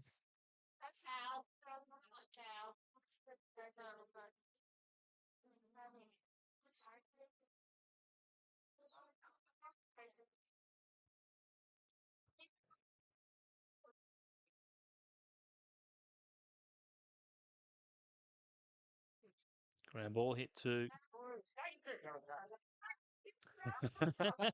Bit of cat and mouse here between Manuel and Marderson. Marderson went back to the bag and it was like, oh, damn, there's a runner behind me. And the tag is eventually applied. So Blacktown get a couple of runners on, but they can't do much with it. And we're through 5 here in this third grade preliminary final. A date with Ryan in the book set for next week. And it's Greater Western 4 leading Blacktown 1.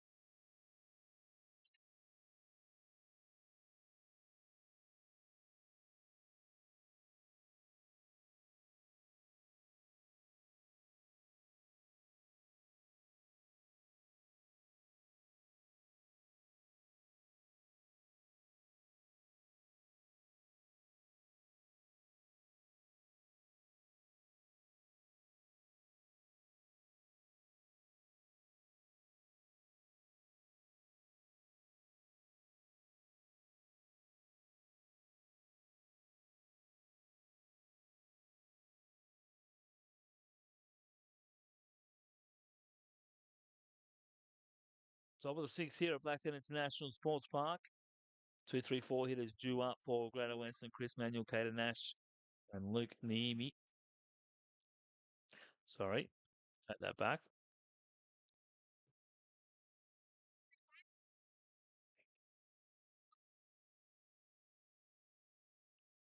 It's Nathan Manuel, Harrison Guy, Chris Manuel. Put my cursor on the wrong spot.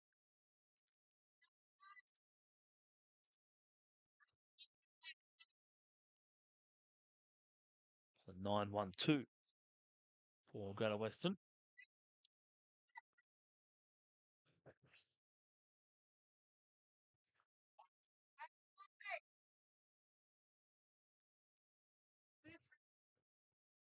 Two balls, no strikes here to Nathan Manuel. Jones Peachley just steps off the back of the mound just to reset himself.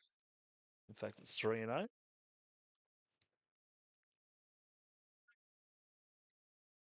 For one ball game, Greater Western over Blacktown. Especially finds his own on the outside corner. It's the call in his favour. The grain coming out of the Greater West dugout. And it's going to be a lead-off walk. So Hawks hurting Blacktown here today.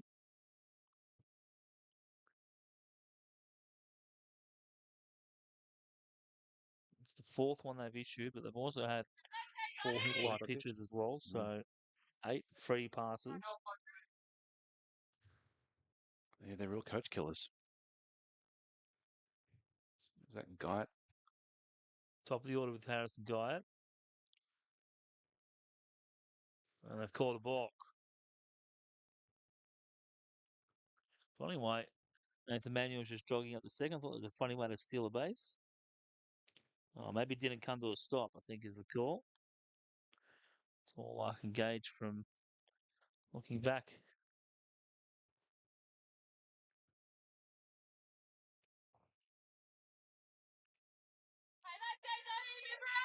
And these teams tied at 1 apiece on the season.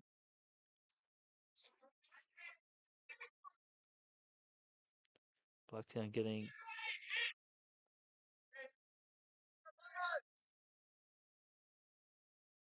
Blacktown with the win back on the 12th of November, 3-2 at Labor, and then Greater Western returning the favour on the 11th of February, 5-4 Blacktown finishing the regular season in second spot.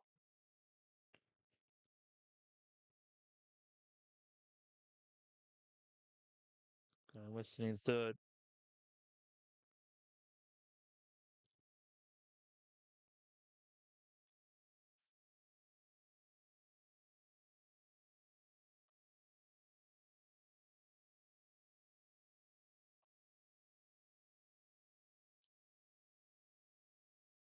One on one here to Harrison Guyett. Western looking for some more runs here in the sixth.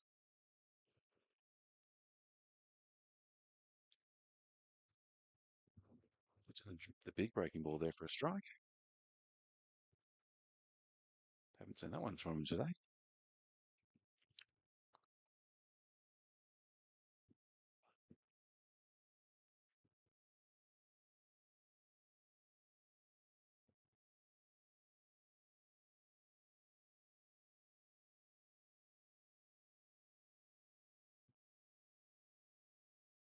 Rips it up the line. Get up Knocked down there by Jet Davis, but it got big on him and he couldn't handle it cleanly. So Harrison Guyett will reach, and Greater Western have runners on first and second, nobody out.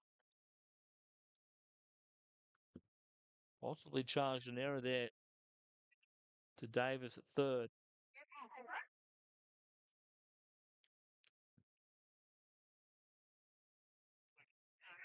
And then Chris Manuel is 0 for 3. Ran into a double play in the first, reached in an error on the third, and flew out to right field to finish the fourth. Expecting a bunt here. Squared early. Here we go. Speechley knew it was coming, just spun around to make sure that runner wasn't going early. But they're giving a Jet Davis on that play. I haven't seen anything of the Blacktown catcher. Have they called how they're going to defend this? No, I think they just trust each other to know where they're going to go. Okay. And didn't really see much communication That as can to be who was fraught in taking third the grade, line. I'm just going to say. Speaking from experience. Some teams just have that telepathic sense to know who's going to be where. It's the teams that don't do it often that rely on signals and communication. One strike here to Chris Manuel.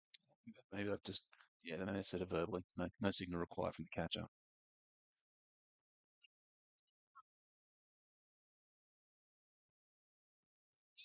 Letting him swing away. That's it. 0-2. Well, he took the first pitch, which ended up being a called strike. So wasn't trusting himself to drop it down 0-1. Blacktown got themselves out of the bunt situation for the meantime. Be pretty gutsy to bunt 0-2. Yeah, can't see that happening. Best time to do it though, although Benavini is playing in on the corner. Jet Davis playing back at third. Oh, he's called him for the balk again. Move his shoulders, I didn't see. A bit of a flinch. Yeah. The shortstop, Tozer, went around the runner at second to try and deke the runner and get him to go back, which maybe just froze Speechley for a second. Gave him that moment of hesitation. Oh, do I spin and throw? And then I can't remember the last third grade game I've seen 3 balks called. well, there are, And they're all legitimate. I mean, 100%. None of them are borderline. No. Well, you know when Blacktown don't say anything in the dugout. Yeah. The umpire's got the call right. I can tell you a game where there were multiple. Oh, not third grade though. It was first grade. Yeah. I know Jimmy Miller was getting picked on in a game last season. Poor Jimmy, victimised by the Blues once again. Trying to close down a game in first grade with a slender lead, cut the runners on. Not mentioning who was involved or where the game was at. So Daniels worked back from 0-2 to 2-2. Although, in fairness, James was always the guy that was always pushing the limit with the umpires. He has the same routine. Especially in his younger days. where he'd, Same routine every pitch. he'd deliberately hold the runner until the hitter stepped out. Just come set and stop. That wasn't him holding the runner, mate. That was his narcolepsy setting in. Manuel strikes out for out number one. Love you, Jimmy. Hope you're listening. I'm sure he will listen to the next game, not necessarily this one. Yep. They're putting Caden Nash on to load the bases. Bring the double play back into play. I don't think I've seen many players wax as lyrical about the foul balls they hit as James Miller. So it's the first time that Caden Nash has batted in an even inning, although he doesn't actually get to step into the batter's box for his plate appearance. So the bases are loaded. Go to Western with a chance to really hammer home the advantage. Luke Neame, he struck out looking, hit by a pitch, grounded out to the shortstop, and his 3 trips to the dish so far.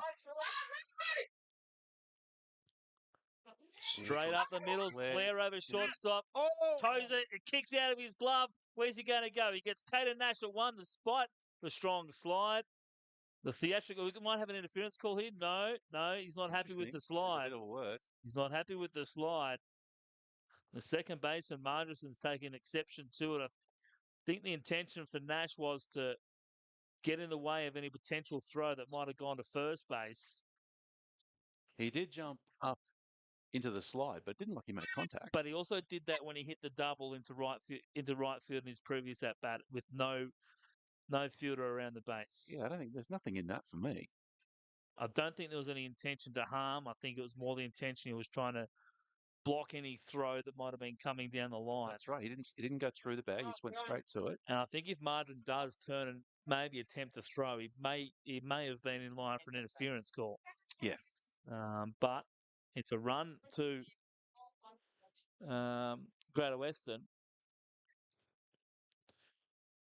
It'll be a fielder's choice 6-4, retiring Nash. They've been conferring for a while. There must be something they're considering.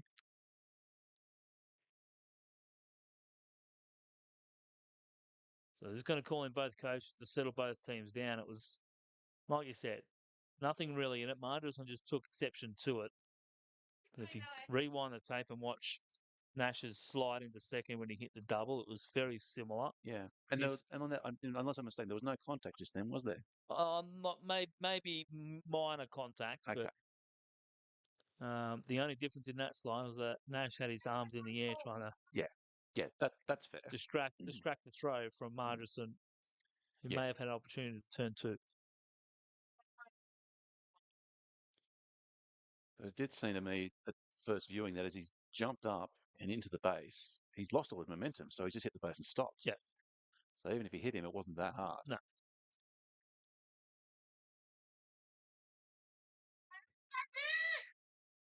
Just going to warn Margeson to settle down, leave it, and move on. Was it imitating an elbow? Maybe an elbow. I don't think you throw an elbow when you're lying on the ground. Yeah. But you can be the judge at home. Send us through what you think might have happened. Give us your opinion. All opinions are valid. Storm in a teacup. Just a bit of excitement. What's a third grade game with a bit of excitement when Blacktown's involved? A little bit of Sunday morning niggle. Good stuff. That's it. Reminds me of the days of Sunday morning touch footy. How do you go if you're the runner on first? Oh, you have to. Yeah. This is up. Mitch Smith. Ground out, reach on an error. Ground out. 0 for 3 on the day.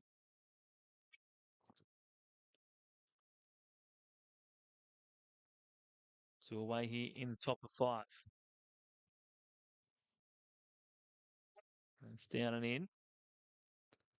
Smith's looking for a pitch he can do something with.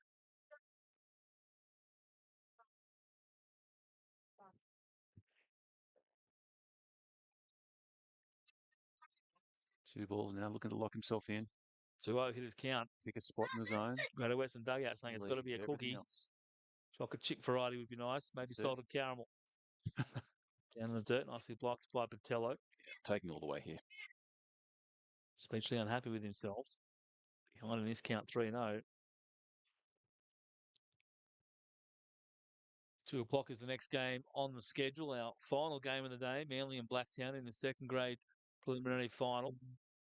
33 hits last week in that second grade game between Manly and Macarthur. Could you believe that? Real pitching duel. Yeah. Macarthur put up a 5 spot in the first. Manly responded with 3. That skipped away. He's going to come forward. 4-4. And here comes Harrison Guyot sliding into second on the pass ball on the walk. So Mitchell Smith gets his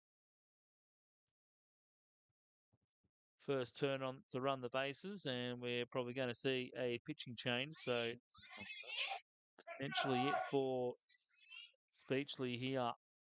It looks like the arm's ready up in the pen. Slow walk out to the mound from the Blacktown manager. Did look like the bench coach of Blacktown was motioning the pitcher to get hot. So maybe just a visit here to give the pitcher give him some time. Extra 15 seconds to get himself going, and Speechley will face Justin Smith. This feels like a big lead at this point in the game. Yeah, 6-1. Given the way that the Blacktown struggled with their pitching to throw lots of strikes. Yep. And they've also struggled a little bit with the bat again. With Riddle. Hit well early. Yeah. But Riddle seems to have settled in.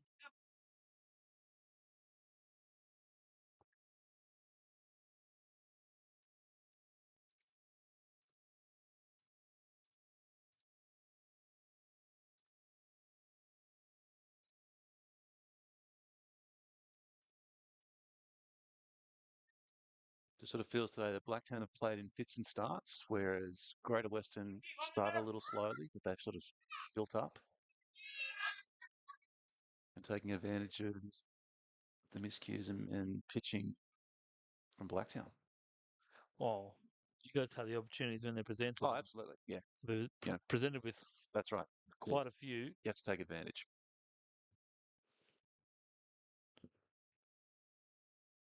Four errors and eight free passes. 4 hit by pitch, you mean? Or 4 hit by pitch, 4 walks. So 8 free passes. Actually, it's probably a little bit more. 10 free passes. 6 walks. 4. Do it. Yeah, 10 free passes. It's tough to win a ball game like that. Can't defend walks. Got a bit of a hill to climb, Blacktown.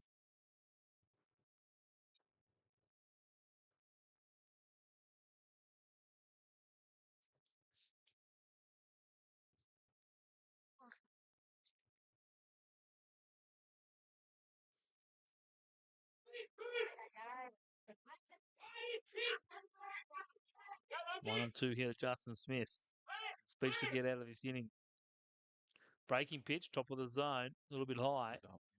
Looked like it was going to come good, but didn't get down. Threw a good one earlier. 2 balls, 1 strike.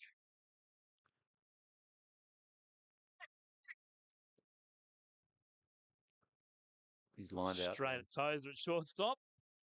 And Speechley gets out of it. But another pair on the board for Greater Western.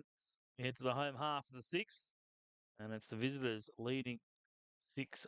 Blacktown with plenty of work to do.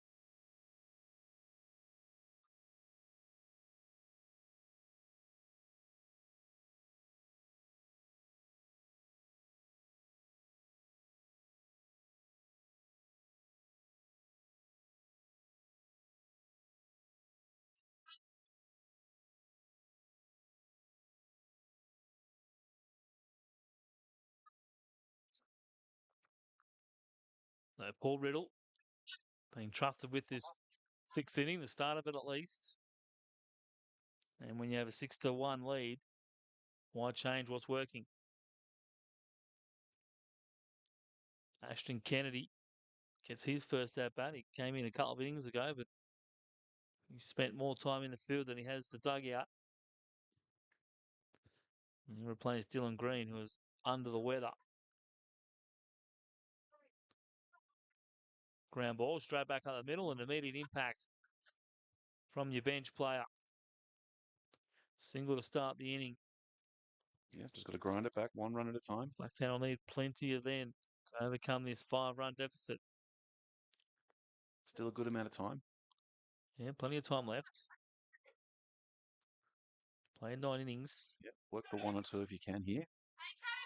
Get yourself back into the game. Get yourself into the bullpen. Put a little bit of doubt in the minds of Greater Western. That one's First pitch popped swing up. there.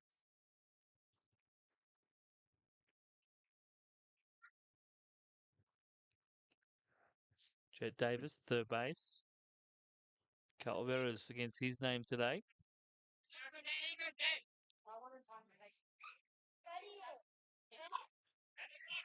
Put up in the air. Going to be trouble. It's going to fall in the Should Bermuda drop. Triangle. Yep, there it It is. does.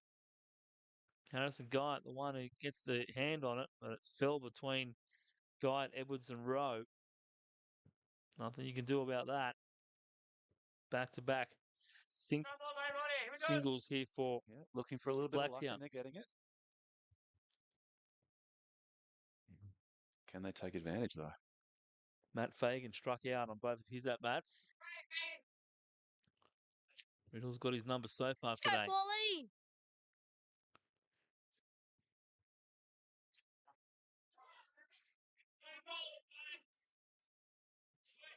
Up and in. Brushes Fagan back. Fagan's lucky to have. The outfield does look quite shallow. Or is it the angle I'm looking at? The outfield? Yeah. It's pro regulation. Okay. It is a big ballpark. It is. 400 feet to centre field. A lot bigger than aquatic. That could be it. Is it 3?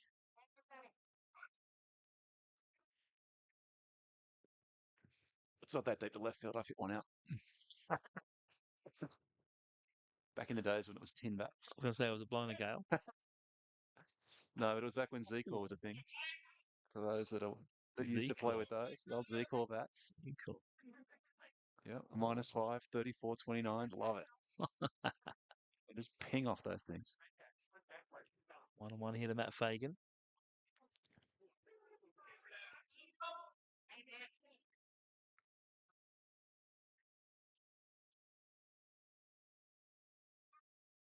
This is low. Bottom of the zone. Riddle up to 82 pitches now.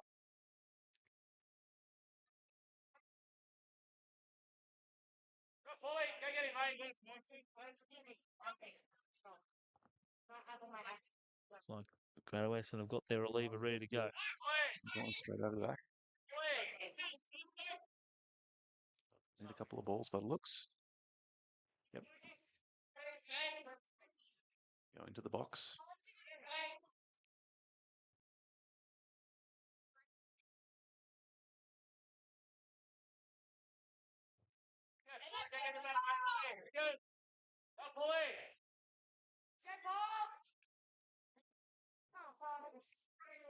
Another 1-2 coming here for Matt Fagan. Riddle got that finishing pitch to give Fagan a hat-trick.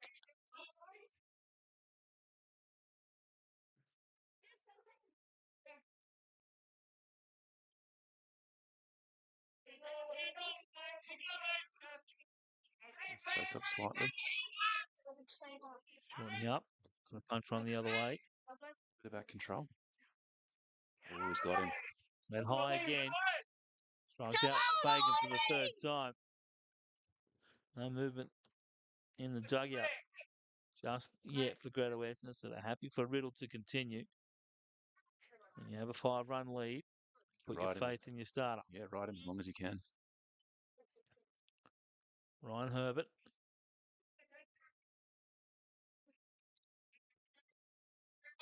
1 for 2 today with a single in centre field back in the second.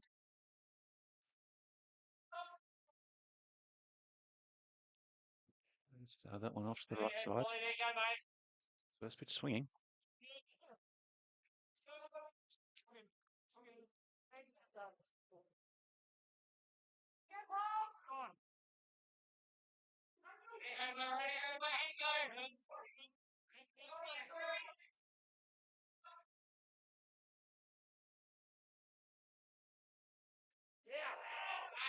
On the outside. Even count. 1-1.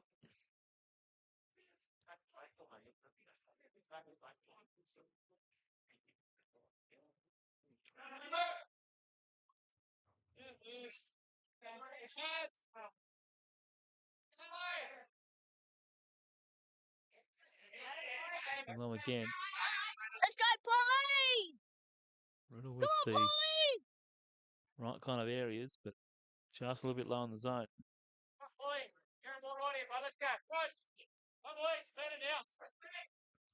Good discipline so far from the 8-hole hitter. 2-1, a little bit high.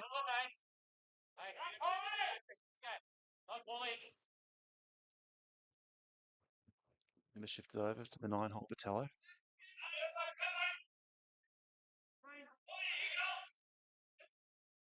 See if Greta Weston can find the pitcher's best friend.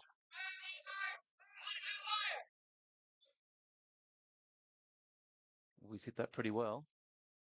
Left field tracking back. Can he get there? No, he Over can't. the top of the head of Justin Smith in left field. It'll be an RBI double for Ryan Herbert.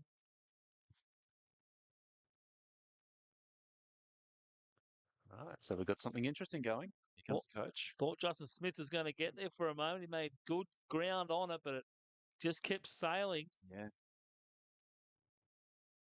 It's the 9th hit of the ball game for Blacktown. It brings in their second run of the day. And he does get the handshake, and that is all for Paul Riddle. It's a good outing. Very good outing. 5 1/3 innings. Scattered 9 hits, giving up just the 2 runs. Both of them earned, striking out 4, just the 2 walks on 90 pitches. 2/3 of them for strikes. So, yep, that's what you want your starter to do. He's done his job. Let's go, Getting Trev! on ice, give him a week off, and getting ready for potentially Come on, Trev! an appearance in the grand final next week. Over to your pen. There's still plenty of work for Blacktown to do here and Greater Western to do here before we know who takes on Ryder next week's decider. Is that 91 out there on the mound now? Travis Webster? Travis Webster, the new arm, coming under their under 18s. Bit of a different look, bit of extra velocity.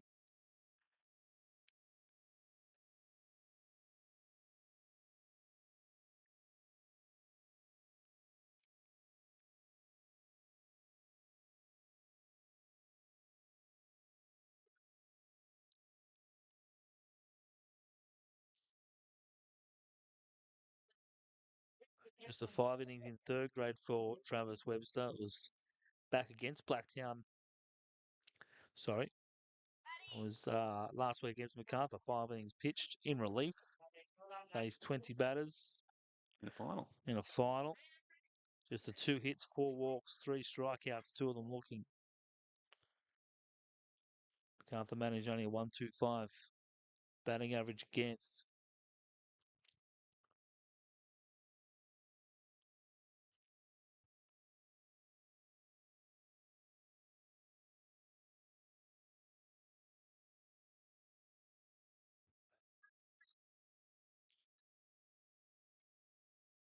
Through 34 1/3 innings in under 18s. 8 starts, 5 relief appearances. 51 earned runs on 59 hits, 45 walks, 36 strikeouts. 14 of them looking. A little bit wild. Yeah, but interesting first pitch swing on the new pitcher. Why not, right? throwing hard. It's going to be probably through the fastball to. Yeah, he's definitely sitting dead right there. Yeah. Interesting, though. You got a couple of runners in score position. You put it in play, and all of a sudden, it's a 2-run ball game. Or you pop out. Well, that's the downside, right? Ground ball. It's going to score a run. Bobble by Manuel. Nice play, though. Stays with it. Recovery. And it's an RBI ground out for Javier Botello. All right, it's a ball game. Ball game indeed. And it turns the lineup over. Back to Michael Margerson.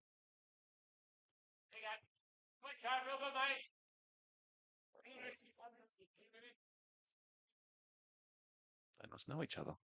Shake of hands between the catcher and the hitter. Well, that's the altercation at second base from the previous inning. Ah, yeah, okay. I think they've kind of Kissed and made up. That's it. Maybe Margerson realised he might have been a little bit overreactive. Yeah.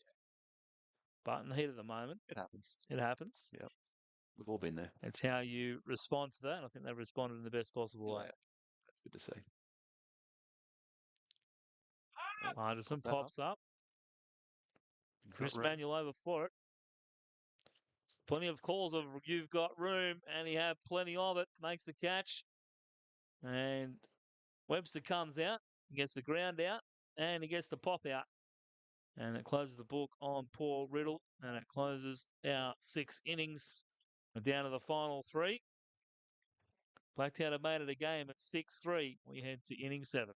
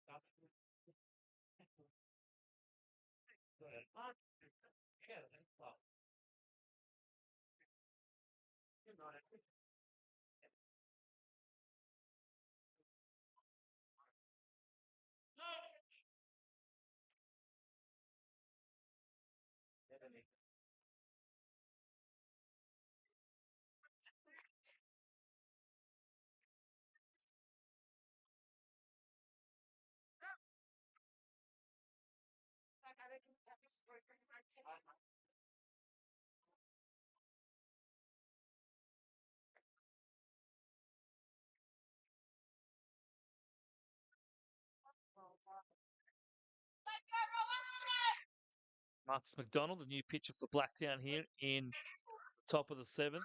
Granite Western getting Blacktown rather, getting a couple of runs back to make it a 6-3 ball game. After Granite Western scored 2 in the top half of the 6th.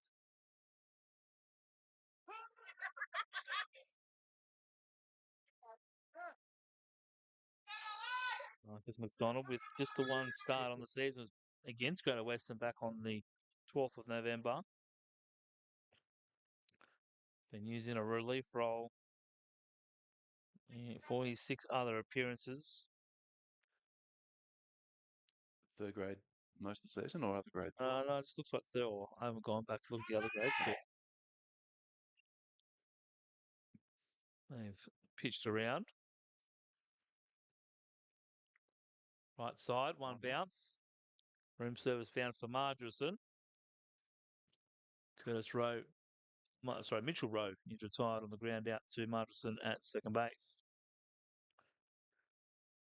Just the 6 earned runs of 8 on 21 hits. These are good numbers. 2 walks, 15 Ks. Okay. 7 struck out looking. Only one hit by pitch, and that was against Greater Western. 3.68 ERA. 3.23 batting average against, but he's stranded 19 runners. You got to love playing finals baseball on this, don't you? Because you get the perfect hops. Yep. I know The grass is flat. We've seen a few nasty ones over the last couple of days. Luke Edwards 0 for 3, 0 for 2 rather. Walk, strike out, ground out. He struck out trying to drop down a sacrifice bunt. And also just the fun of playing 9. Well, that's the task, right? Yeah. Playing 9, and for Blacktown it becomes a heavier task given you have 3 teams in the playoffs. About juggling the arms and making sure you've got enough arms for each grade. Yep. When you're a team like Greater Western with just the one team, Good problem to have, though. Oh, massive, great problem to have. They're back-to-back club champions, so plenty of good things coming out of Blacktown. Their women's side lost the one game in the regular season. Unfortunately, that was the last game of the season, and then lost the major semi-final, and then lost the preliminary final. So 3 straight losses to finish the season after winning 15 straight games during the regular season. Luke Edwards fouling it off. 2-2. So yeah, hard way to finish after playing so well so long. But that is sport. And we're in the championship rounds of this third grade preliminary final. Inside, Edwards moves the elbow out of the way. 3-2.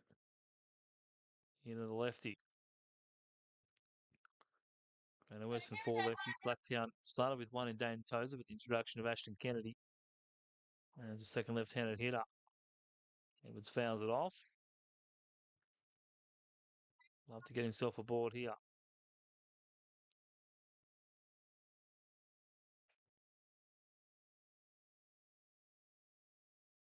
Still just the 4 hits for Greater Western.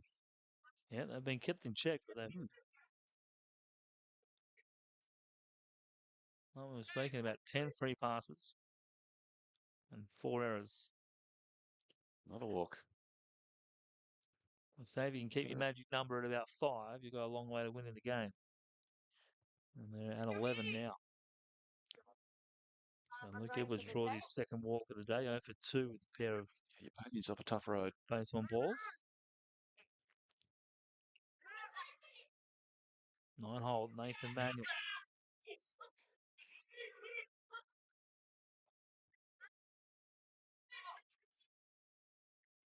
Shows bunt, pulls away. 1.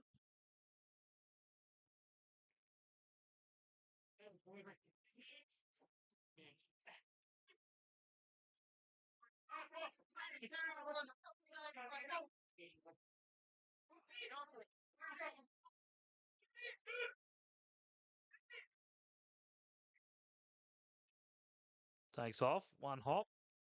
Margerson goes 2 for 1. That's a great and they turn the double play to end the inning.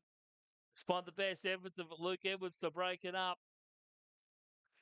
The runner was going, but Manuel hit it straight at margin. He tossed it up to Tozer for 1. Got it back to Minavini to finish the twin killing. And they go through the minimum for the first time since the first inning. It's pretty slick. I like that. And is that the bit of momentum that Blacktown need to get themselves back into this game?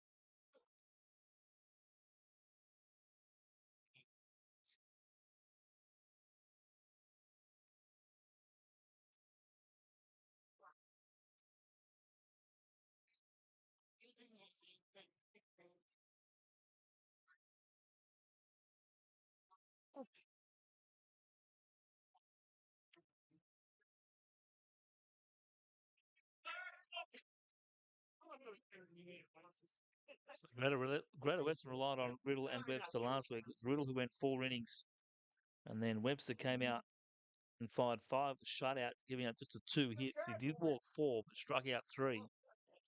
So they're going with that same similar game plan today. It's Webster. It's Riddle who did the bulk of the work today, 5 1/3. Now young Webster's going to come out and try and finish off this ball game. Ray Tozer, he's 3 for 3 today. He's done everything he can to try and get his team going. Over the top of Webster, tough play for Manuel. Scoop, throw, and he's going to be retired for the first time today. Nice play there by Nathan Manuel, the shortstop. Webster needing 74 pitches last week, facing his 20 batters. He's off to a good start here. Tied the 3 that he's faced.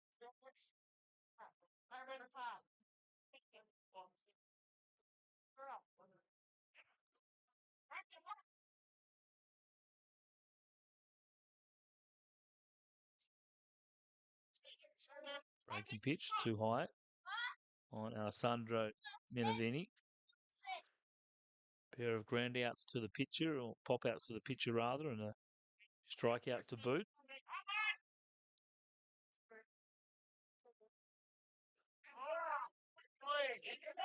Start finds that zone, and I guess you look at his number in under 18s, a little bit inflated, but you've got to remember that the under 18s very stacked, very strong competition. So he's probably facing hitters that are a little bit better down there. You'd think, yeah. Maybe he's in his wheelhouse a little bit here.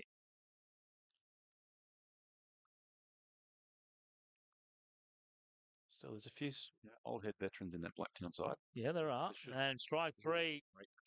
Freezes Minervini. He strikes out for the second time today. That was good. 0 for 4. And Webster out here getting the job done for the Warriors. And the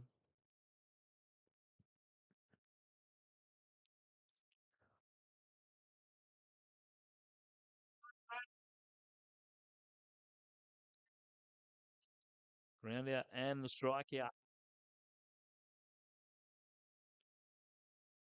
He's retired. 4 batters he's faced so far. Breaking pitch to Fulham. He's 1 for 0 for 2 with a walk.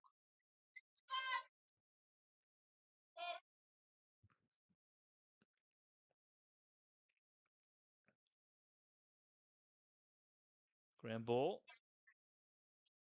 Nathan Manuel again. He's had a busy day. We're through 7.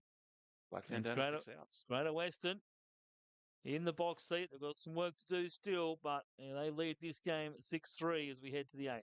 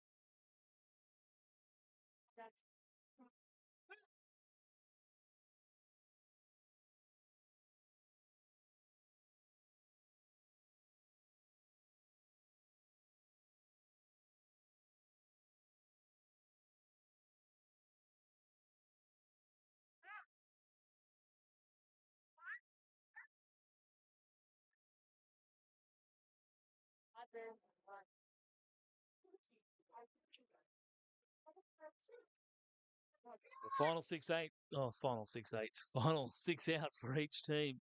in regulation here. And Greater Western have played from in front since the third inning.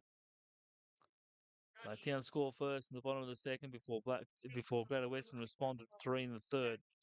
They had one on in the fifth and 2 more in the sixth. Blacktown got those 2 runs back in the bottom of the sixth. And that's where our game stands now, 6-3. In favour of Greater Western. We're going to head back to the championship game.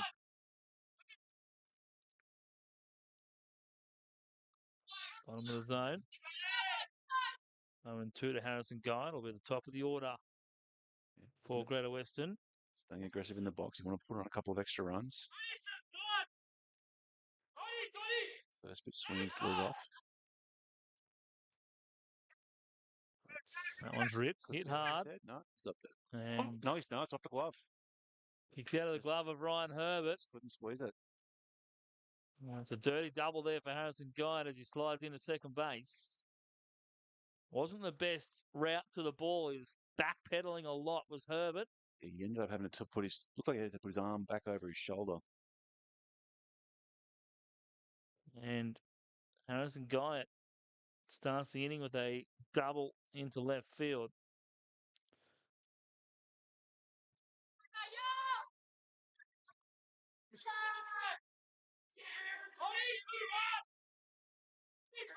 A big opportunity here for Greater Western to add an insurance run. McDonald's has got to think he's got one job, pump strikes. Let him put the ball in play, take the outs. And that's as good as a bunt. Oh. And Chris Manuel's going to do the same thing he did to Michael Margerson. Interesting he reached out and touched his arm, though, after he got tagged. I think he was just trying to hold on to him while he was backpedaling. Yeah.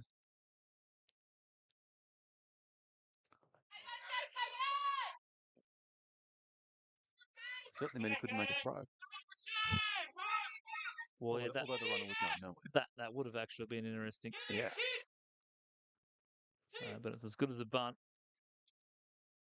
I have just been corrected on Guy. It is Hayden Guy. I thought it was Hayden Guy. For whatever reason, I'd written down Harrison in my scorebook. So my apologies to Hayden. Popped up. His kitchen. That's a drop. Oh, that's a good catch. That's a really good nice grab. catch by Dane Tozer. Low backhand over the shoulder. Nicely done. His time's been called. He looks like he's out of sorts. Don't know what's happened there. The knee, maybe? I think it might maybe the stretch. Yeah. Yeah, lower back. Effort to go and get that ball. Yeah, we saw him do it a couple of innings ago. The ball spun out of his glove, still managed to get the fielder's choice.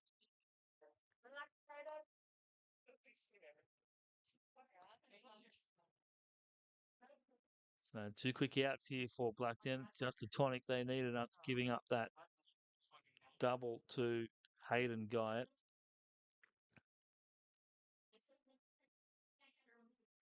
So he's staying in the game, just stretching it out. Yeah, just a bit of a tweak in the old body. Sometimes it's not used to being bent certain ways.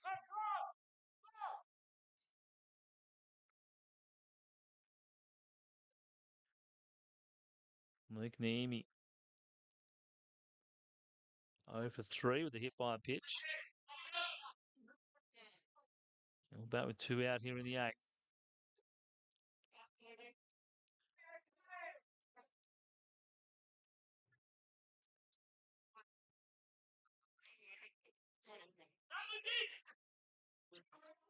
Popped up. Back. It's going to go foul. Patillo spun around, but it was headed over the top of the grandstand roof. Manly and Blacktown next on the card in second grade. If you turn the game on later and it looks like the same 2 teams around the field, don't be stressed. Manly and Greater Western with similar jerseys.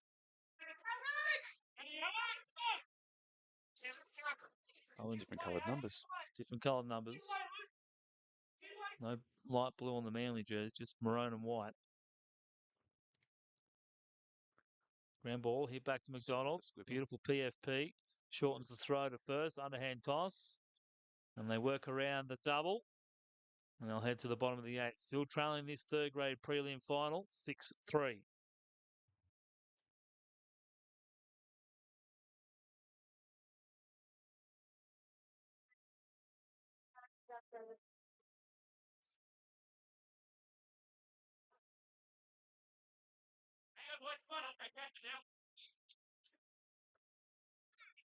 Phoenix.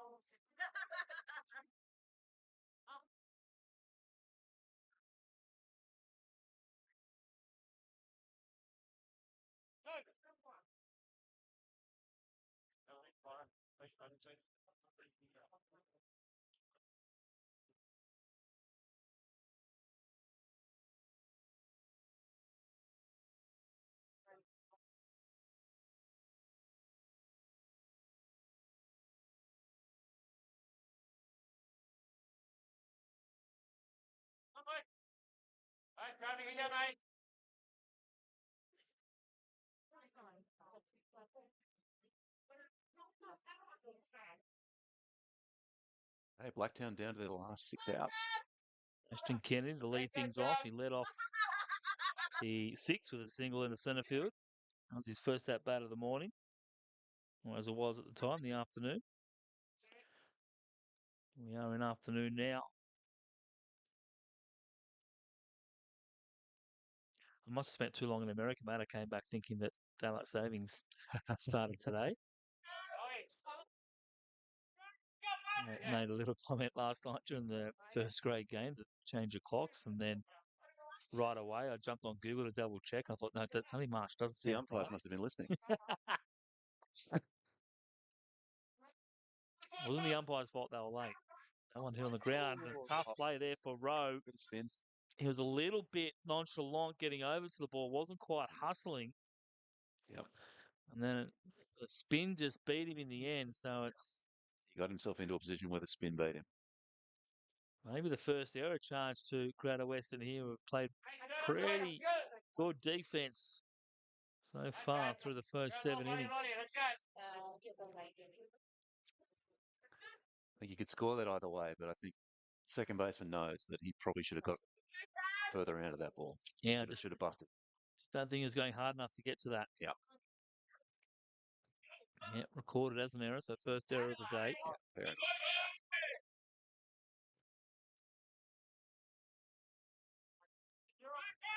5 committed by Blacktown, along with 11 free passes, so 16 free bases for Greater Western. You can't be doing that in a prelim final. So they've led off by Malcolm X. Any means necessary. Popped up right side, challenge. Looks like it's foul. Yep. And he gets out of play onto the family hill.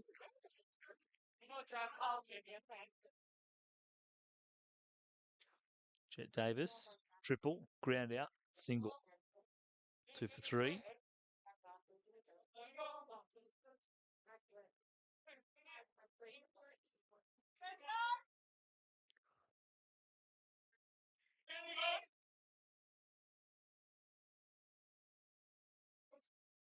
One here against Travis Webster. Another foul off. Webster retired the first 5 batters he faced before that error made by Rowe. He'll be pretty happy his defense can turn 2 right here. Low Kennedy and Davis would run pretty quick. Looks. There it is. One, and Yeah, he's just as I thought, Davis runs well. It's going to be a hard turn. The ball didn't get all the way to Manuel as quick as he would have wanted it to, but they did get Kennedy at second base rather, which is the all important out. Got to get at least one on a double play. Yeah, did everything right. Like you say, ball not hit hard enough, perhaps, to get the second out there on the turn. Nathan Manuel was just willing it. Come on, get here. It was a nice throw by Rowe across his body, but didn't have the mustard on it. Right, Matt Fagan over 3, all strikeout swinging.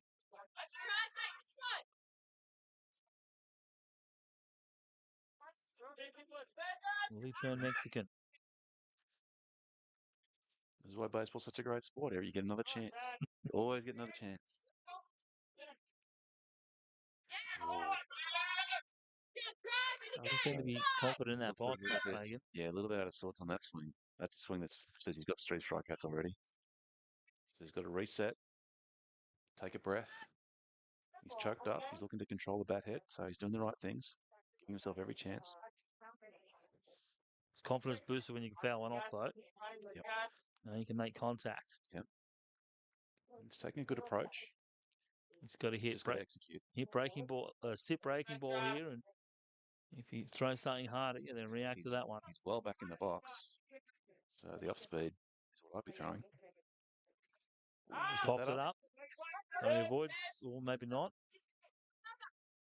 No, good catch. He avoids the sombrero at least, but he's over 4. Nice catch there by Chris. And he lets him know as well. At least he's got a sense of humour about it. So important second out there for Greater Western in the scheme of things. Blacktown now, magic number for Greater Western is 4.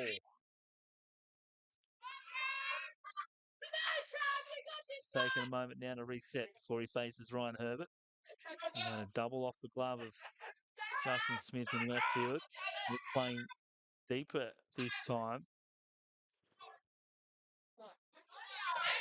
Yeah, I feel for Fagan a little bit. You know it's not your day.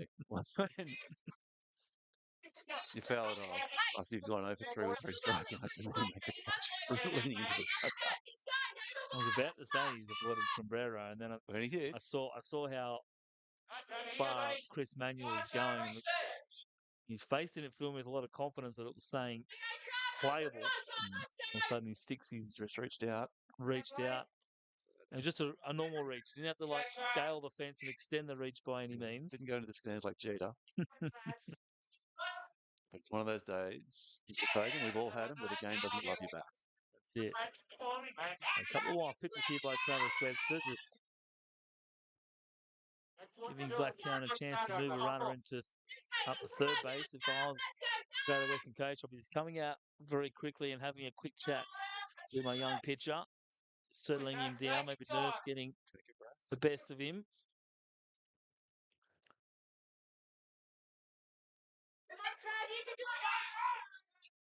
This is Webster's inning at least.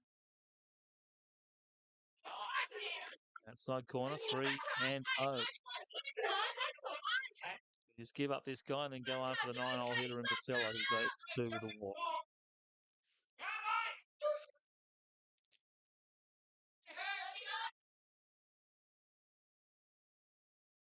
And Webster finding the free pitch here on 3-0.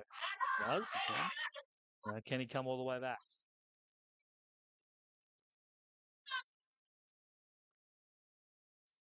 Do you challenge him or do you just stay fine? Well, he's nothing to lose, right? 1 run isn't 3 runs. There it is. Okay. That's the strike. That's a 3-2. Well executed. I really hope he throws an off speed here. Have the confidence to throw it. Went inside with the hard stuff and Herbert ducked out of the way. Draws the walk. Then this inning for one more batter. Western set an arm up in the pen now just to loosen up in case there's any And- further trouble. The reason I say that is now the next hitter that gets to a full count is going to be sitting fastball all the way. Mm-hmm. There'll be no doubt in the hitter's mind. Throwing off speed there, you walk in. The tying run comes to the plate for Blacktown, down to their final 4 outs.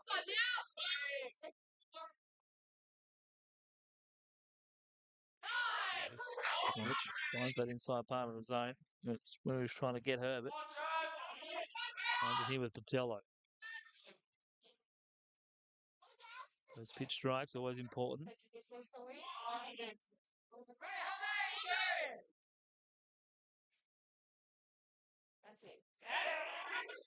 Quickly ahead. Breaking pitch, freezes Patello. Good location again by Webster. Finds that inside corner. Now the Blacktown catcher's got a job to do. Big moment right here. He wants to turn it over to the top of the order. Oh. Tried to go inside once more. And hit Patello in the arm.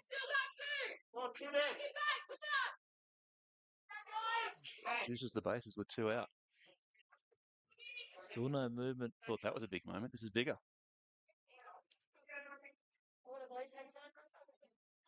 Still no movement out of the dugout. Greater Western. Loaded for the leadoff hitter. Caden Nash might have worn that pitch a little bit as well. He's been in a bit of pain there. Dink off into his throwing arm or shoulder. Greater Western really missed an opportunity to go out and just calm down their pitcher. He's now put 2 extra runners on.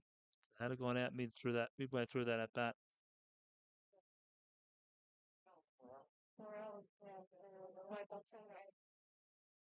Gone out midway through that at bat. Maybe Greater Western out of the inning.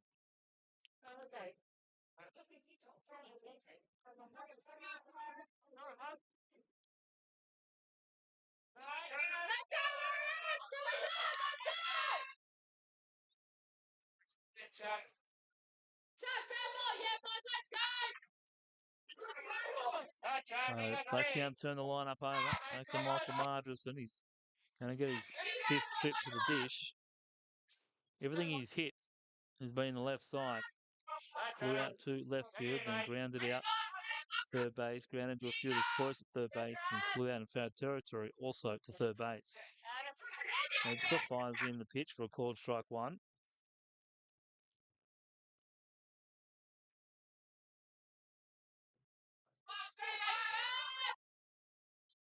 Can he come through? Big moment for the season. Lifts it up. Guy it in. Makes the catch. And that little break that Webster got in between our bats then was the break that he needed. And he leaves the bases loaded for Blacktown. Feels like a big out. Big out in the scheme of things. Blacktown will have 2, 3, 4 due up when they come up in the bottom of the 9th. But first, we've got Greater Western coming up in the top half of the inning. They lead 6-3.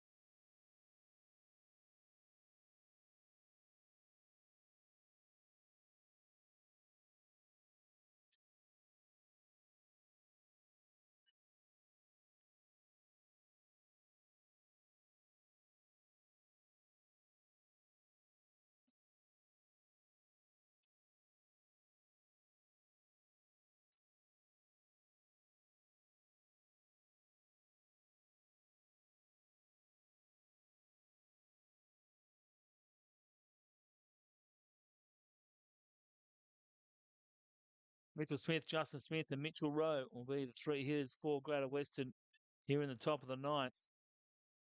Warriors with the 3-run lead. That one just foul.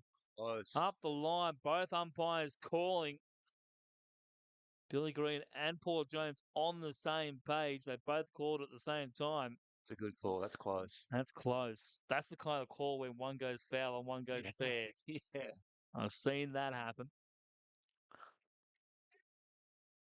It's Billy Green's call as that ball was fair until it got to the base. And then it went foul. Both in great position. I mean, Billy's probably in the better position given that Jones is behind Mm. the catcher. But the fact that they both made the call is very good officiating. And again, just like the last inning, first pitch swinging in the inning. Yep. Looking to pile on. Some good approaches so far from Greater Western. Well, they know McDonald's going to throw a lot of strikes, so the ball's going to be there. They don't want to fall behind on the count because that's when McDonald gets a little bit crafty. So he's faced one above the minimum so far in his 2 innings. The only player to reach was Hayden Guyatt, not Harrison Guyatt, as I apologetically.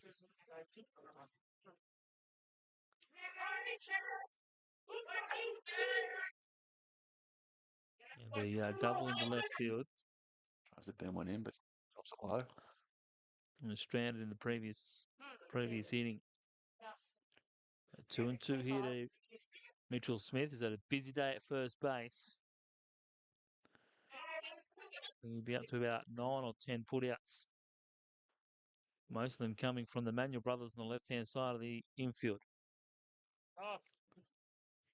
He's worked the count full though, Mitchell Smith. Fouls that one off. Let's go again. Out of play.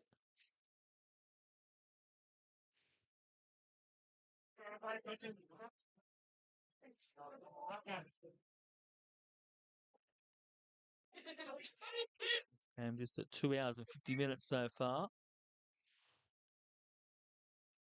Good pitch. And he does get Mitchell Smith on the breaking pitch down and away. So I wonder if you're Travis Webster over there in the Greater Western dugout. Do you want the quick inning or do you want a couple extra runs? I want the quick inning. I want to get back out there while I'm hot. Mm. I'm shaking off what's happened. Yeah, you got yourself out of trouble earlier. It's almost a situation where you just go, let's just forfeit the next batting inning, get back out there and get the next 3 outs. Ball one Don't to give him Justin. time to get in his own head. That's it. Ball one to Justin Smith. Don't go back and think about what just happened. Yep. Get back on the horse. 2-0. Justin Smith. 1 for 3 with a walk. The one was a bunt single to lead off the fourth.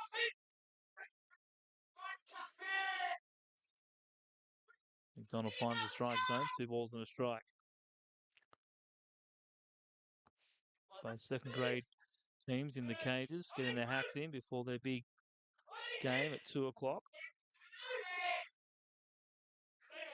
Henley looking to bounce back from last week's semi-final loss to MacArthur. Blacktown overcoming Ryde in the elimination semi-final.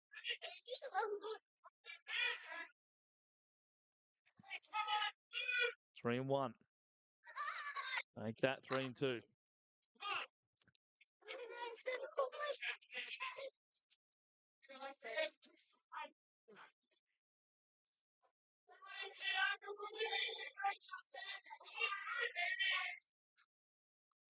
Straight back. I think I'm going to be really picky if I'm the Greater Western guys. I do want the quick inning, but I also want just one base runner. Mm-hmm. Don't want to give Blacktown any momentum to come back into the bottom of the ninth. Yeah, avoid the 1, 2, 3. But you'll take whatever you can get. Well, that's right. That's just being a bit picky. Well, start off again. Or maybe just some long at bats like these. That's right. Long at bats. Yep. Pitch number 8 coming here for Justin Smith. Get the opposition to expend a little bit more mental energy having to defend. thing in Blacktown's favour is it's not overly warm out there. Yeah. A bit of cloud cover, taking the sun out of the game, and maybe it's making it a touch cooler. And we're up here in a nice air-conditioned booth. It could be 400 degrees out there, but it's warm. Just on a visual observation. 2 out, though, with the pot fly to Margerson at second.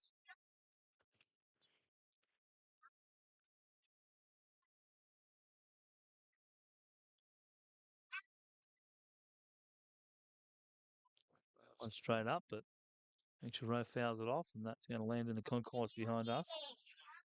Waiting for the whack on top of the roof, but it didn't come, so.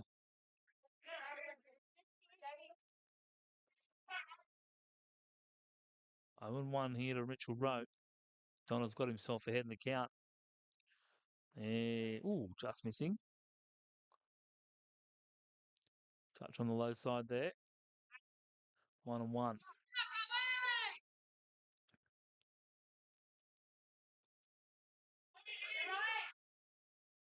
Popped up, but out of play. So we've got a masochist in the crowd with an A's umbrella. I just saw that before. I did actually go down and see Anaheim Stadium last week. Clearly it's submissive. It's a pretty cool ballpark. It is. It's also a crime scene. I mean, Mike Trout's played, one playoff game his entire career?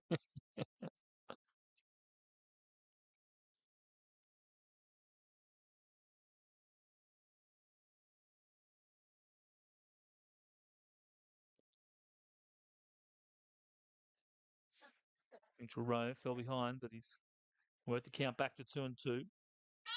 I've already figured in my trip when I go to LA, I'm not going to see them in the playoffs. Ground ball, backhand by Toes up. Good and play. A nice throw deep in the hole at shortstop. Saw back and all. Well done. Minavini stretches, makes the glove. And Blacktown will have one last chance to at least force this game into extra innings. Or can they walk it off? We'll find out when we come back with bottom of inning 9.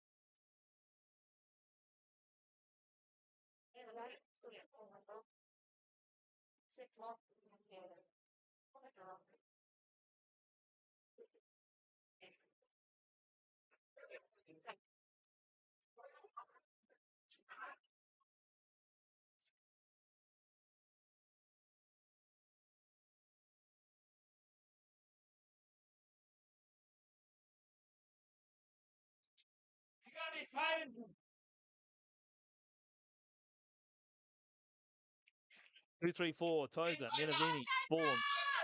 Unless Blacktown go to the bench and pull out a pinch hitter, but those three guys are standing around and are ready to go. They trail this by 3, the Workers. There's a spot on the line against Ryde in next week's third grade grand final here at Blacktown International Sports Park. Dane Tozo finished off the previous inning. Swings and misses at the first pitch from Webster. He's 3 for 4 with 3 singles and grounded out in his last at bat in the 7th.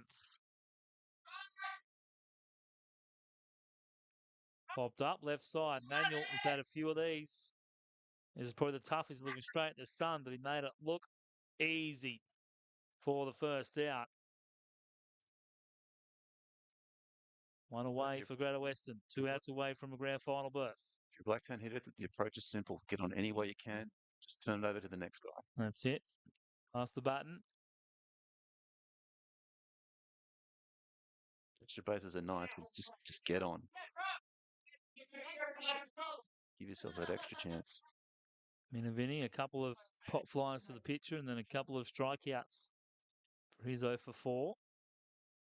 Oh, he's ripped it down the line. Ripped it down the line. Chris Manuel did his best to get it, but it was hit way too hard. Minervini breaks up his 0 for. It'll be 1 for 5 and it'll give some life into this Blacktown lineup. Jumped on the first pitch, exactly what you said, Scotty. Yep. Moments of hope. Get on any way you can. First pitch, generally the best pitch.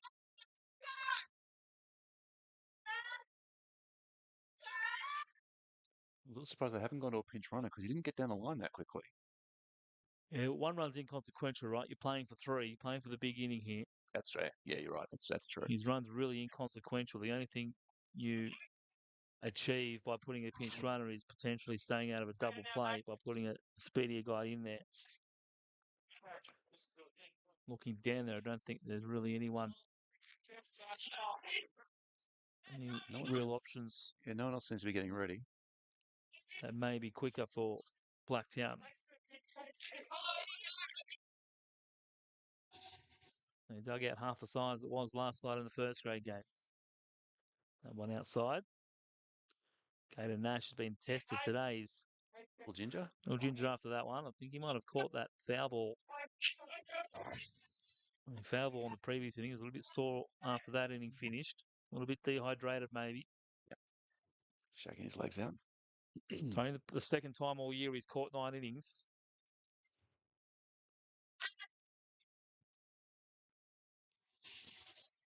Top of the zone, touch high.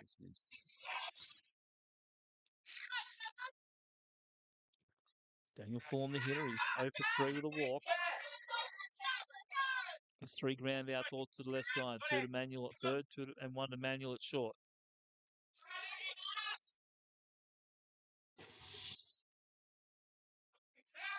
He draws the walk.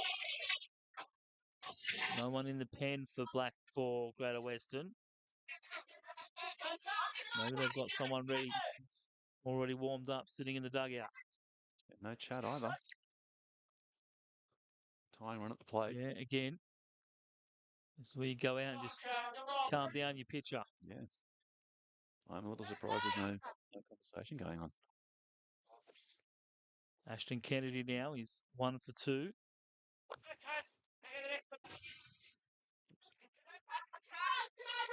Singled in his first at bat, reached on the air only second.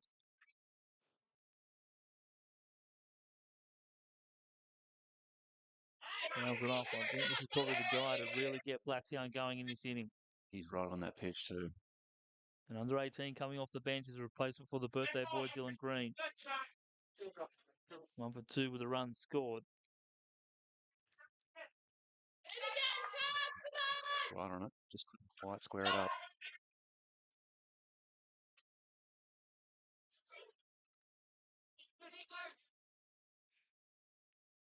Slices that one up the line, in and out of the Greater Western dugout.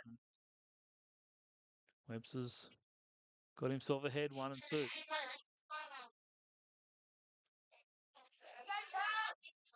Any confidence up on the mound from the young reliever for Greater Western. He's into his 4th inning of work.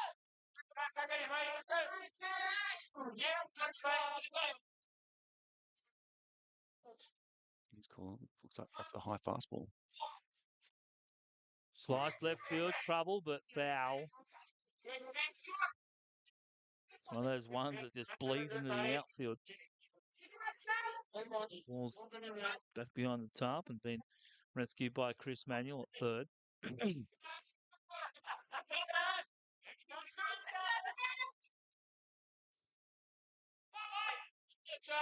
43 pitches now for Webster. He's thrown 3 straight fastballs. Surely now there's an off speed. I think Kennedy's going to be expecting it. There it is, too high.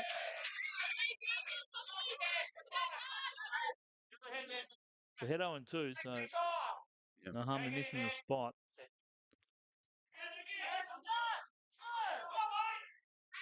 So we've got to bury this next one in the dirt. Burying a curveball.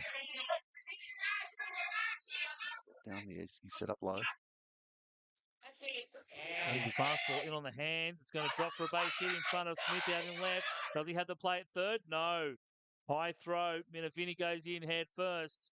I think he gets there anyway on the throw. Yeah, definitely beats the throw. Kennedy loads the bases for Blacktown. And now the winning run will come to the plate in the form of Jet Davis. He had a triple back in the second, which started the runs. So who gets affected by nerves first? This is where you need to come out and have a chat. Should have happened a hit or ago.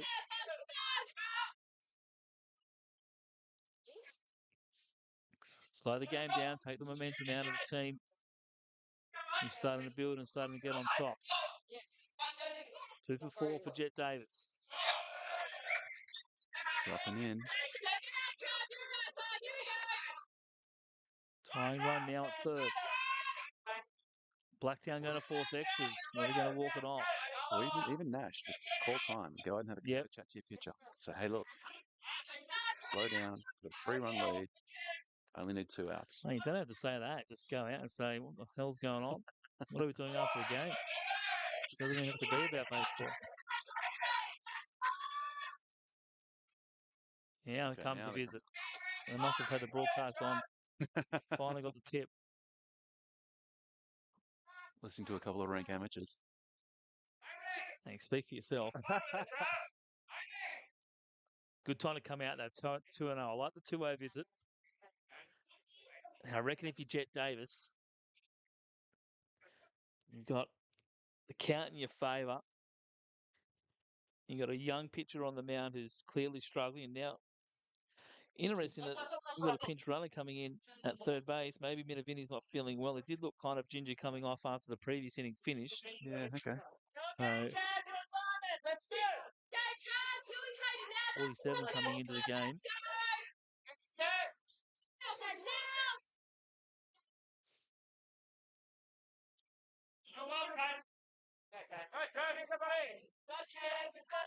Bailey Dussart.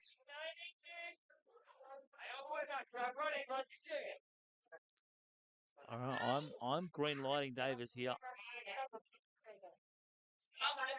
Oh yeah, absolutely. 2-0. 2-0. For sure. Visit on the mound. But I also would have been telling him it's got to be a fastball. It's got to be only. Correct. Shrink his zone right up. Make it a belt buckle. You're looking for the pitch down the middle. Yeah. Let him make a mistake. No, inside pitch. So good take. 3-0. Now he's taking all the way. Has to. Oh, yeah, you have to 3-0. Yeah. Got to turn it over. Don't want to ground yourself into a game-ending double play. Mm-hmm. Free pitch there. Strike called. Yep. Davis, don't know what he's thinking there. That was always going to be a strike. You've seen it today. 3-0 is pretty much a strike if they're anywhere close. I'm taking again.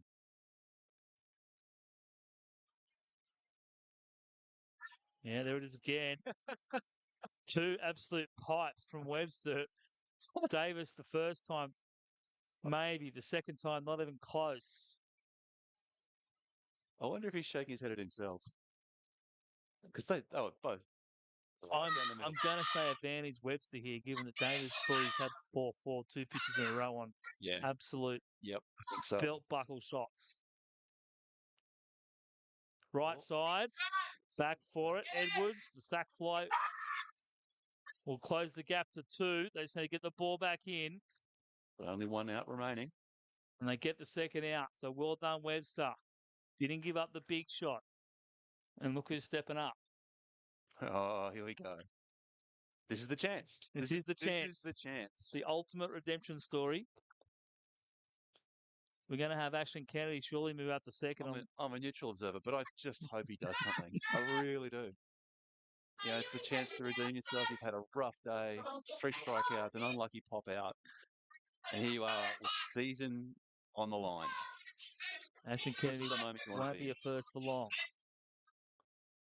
Doesn't go on first pitch. High fastball laid off by Fagan. He's been around the game for a while, so hopefully he's in that box thinking, I'm exactly where I want to be. I want the game on my shoulders. That's the first time that the lower half of this Blacktown order has batted in an odd inning. They've only ever batted in the even innings. Up and in. There you go. Ducks out of the way, 2-0. So he's worked himself into a hitter's count.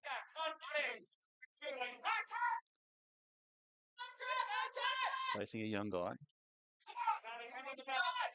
Got to have that mental approach. I'm in the box seat right here. He's choked up. Ashton Kennedy still standing at first. Interesting. Well, they would have moved him into scoring position. 2-run ball game. I think we're going to have a pinch runner here if Fagan does get on. I know that's the catcher. Patello putting the helmet on. 3-0, taking all the way surely. Yep. No, that's what I mean. Anything close to that zone on 3-0 has been a strike today. Yep, on the outside corner. So 3-1 now. Webster gets himself back in the count. Still got himself 2 more chances, though.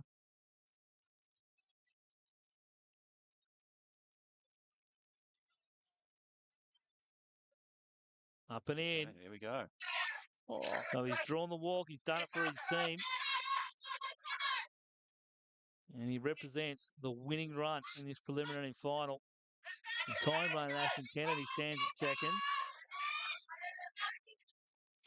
A 2-out walk to Matt Fagan. And clearly no option.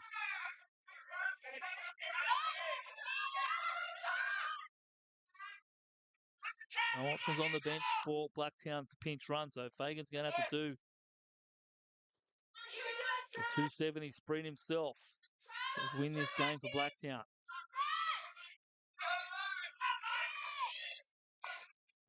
Massive lead as well. Oh, yeah. Ooh. There's David Ross when you need him.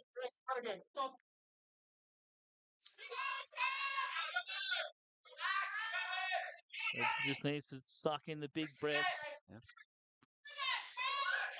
He's been so good through his first 3 1/3.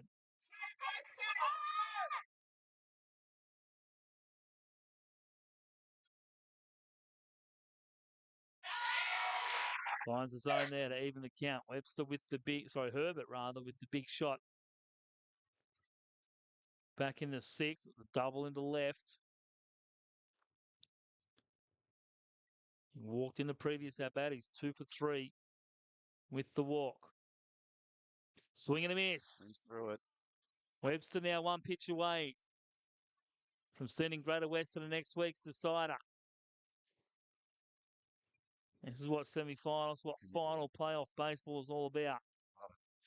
Coming down to the last pitch of the game. Tyne run stands at second for Blacktown. Bases juiced. Big moment for the young kid. Inside. Herbert lays off. Count moves to 2-2. Everyone wants to be David Freese 2011. I'm calling for Caden Nash to do a David Ross. And your last strike. Here we go.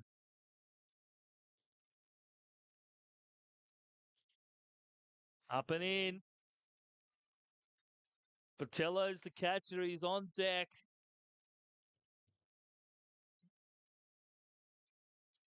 Greater Western maybe a little bit nervous now. Full count. Gee, imagine we had a pitch clock on this game. Here we go. Love it. Travis Webster. Bases loaded, 3-2. Runners go. Ball 4. Fagan trots into second as the winning run. Javier Botello comes up to the dish, but we're going to have a pitching change here. This game's going down to the wire. Blacktown is down to their last out. Greater Western have 1 run to play with. He's gone straight to the plate umpire, so they're making a change from the... Maybe they're going to bring in someone in the field to throw. Quickly see if I can get a heads up on who that might be. Looks like second base. I'm going to go to Mitch Rowe.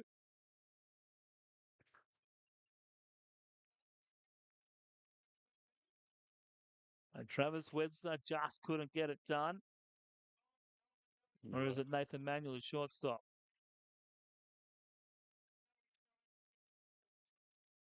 "13" is Mitch Rowe. Right. Looking for the 1/3 inning save. That's it. No pressure. Travis Webster deserved the save. Still don't even know who got that out. Just couldn't quite finish it off. Mitch Rowe, 23 innings pitched. He had just the one start. 9 appearances in relief. 24 hits, 12 runs. 12 walks, 11 Ks. 4.7 ERA. As a reliever for Greater Western on the season.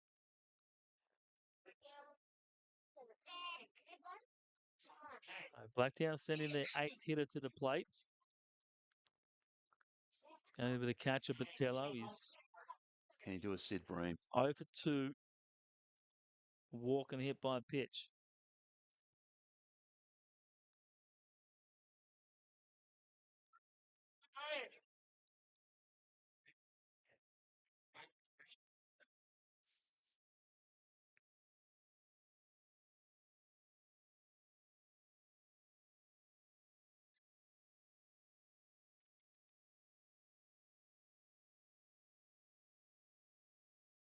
Noah McNally has come in to play second base. So now the pinch runner comes out. 55. Yep. Winning run at second. Absolutely. I'm surprised it didn't come out about 10 pitches ago. But nothing against Matty Fagan. He's deserved to Looks be a out little there. slower. I think it is. It's Brian Barnes, backup catcher for Blacktown. He represents now the winning run. Mitch Rowe just needs one out. Botello standing there. I think that bat's staying on his shoulder until Rowe can show he can throw a strike. Right. 2 runs here for Blacktown in the bottom of the 9th. They've made it a 1-run game. They're a pass ball, a wild pitch, or a bases loaded walk from at least tying this game up. Rowe does find the strike zone at the top. A ball on the strike. Patello's grounded out to the left side twice. Inside, ball 2.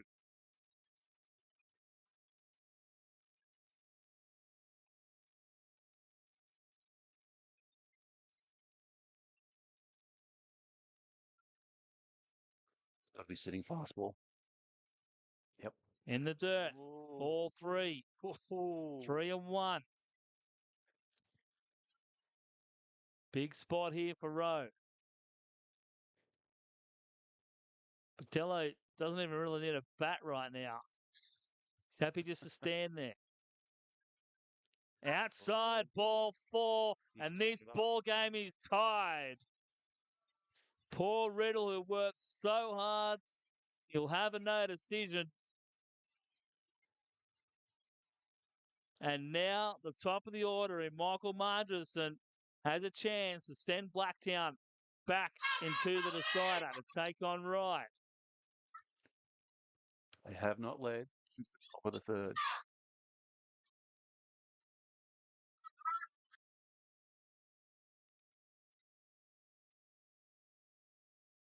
Mitch fires in to Margerson. His 6th at bat of the day. Everything bar the last at bat went to third base or left field.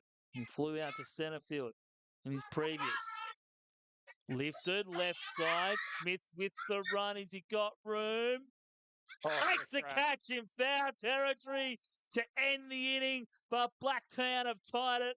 We're heading to the 10th. Let's play extras. Never let it end.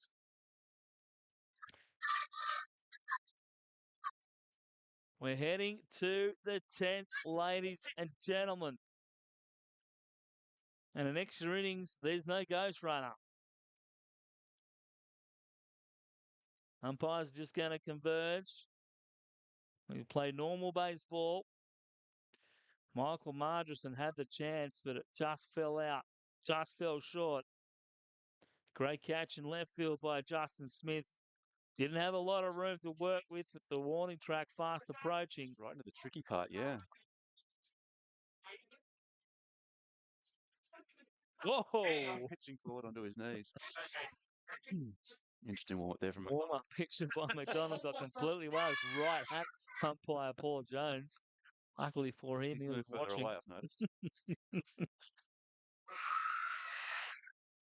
So Blacktown, never say die. Unless they hit the mascot moment. Now the change here with Ryan Barnes coming in as the pinch hitter means that Javier Botello goes into right field. Fagan was the centre fielder. So Kennedy will move from right field over to centre field.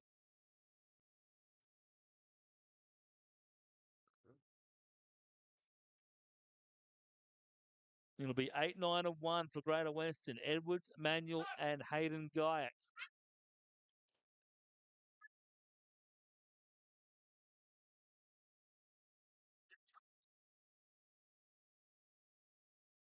Blacktown are going to send some troops up in the bullpen. I think Greater Western might be sticking with Mitch Rowe. Blacktown will have Tozer, Minavini, and Fulham in the bottom half of the 10th. Greater Western 6 runs on 4 hits, 1 error. Blacktown 6 runs on 11 hits and 5 errors. Somehow with the 16 free bases, they've sent this to extras. Mason McDonald has been a main reason for that. 3 innings hitless, just the 1 walk and 1 strikeout.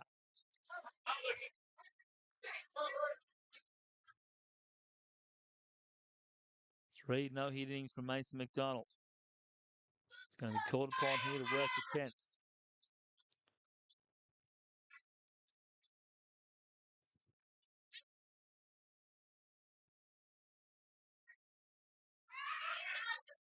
Come on down and in. 2-0 here to Luke Edwards. McDonald at pitch 42.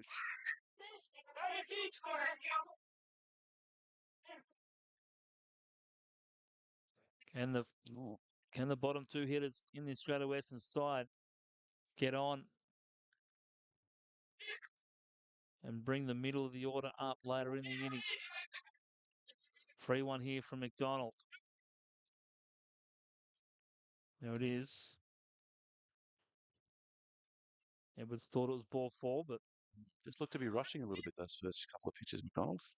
yeah, maybe the adrenaline of tying up the game. Yep.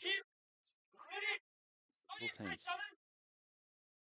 Top of the zone. He draws the walk on this occasion. So only the second walk issued by McDonald in his 3+ innings.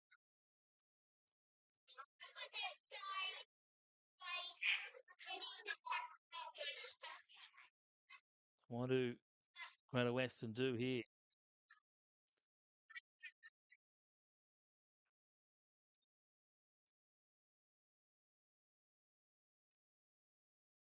Drops down the bunt. Sacrifice. Had a look at 2 to McDonald, but Well executed. went with the out at 1. Yep. Good baseball on both sides there. Second sack bunt of the day for Nathan Manuel. Now it's up to the top of the order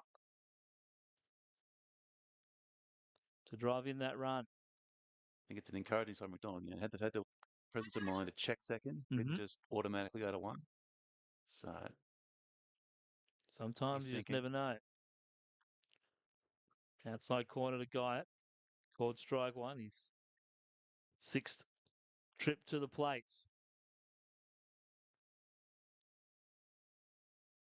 One for 3. Walk and hit by pitch. Rips that left field down the line. That's going to score the go-ahead run. That's going to be a double. Edwards is going to come around third and headed to home. And Guy's got his second double in as many at-bats, and he's given Greater Western the lead here in the top of the 10th. First hit in the first run given up by Mason McDonald. Just the fifth hit of the day for Greater Western. And the leadoff walk comes around to score. How important are they?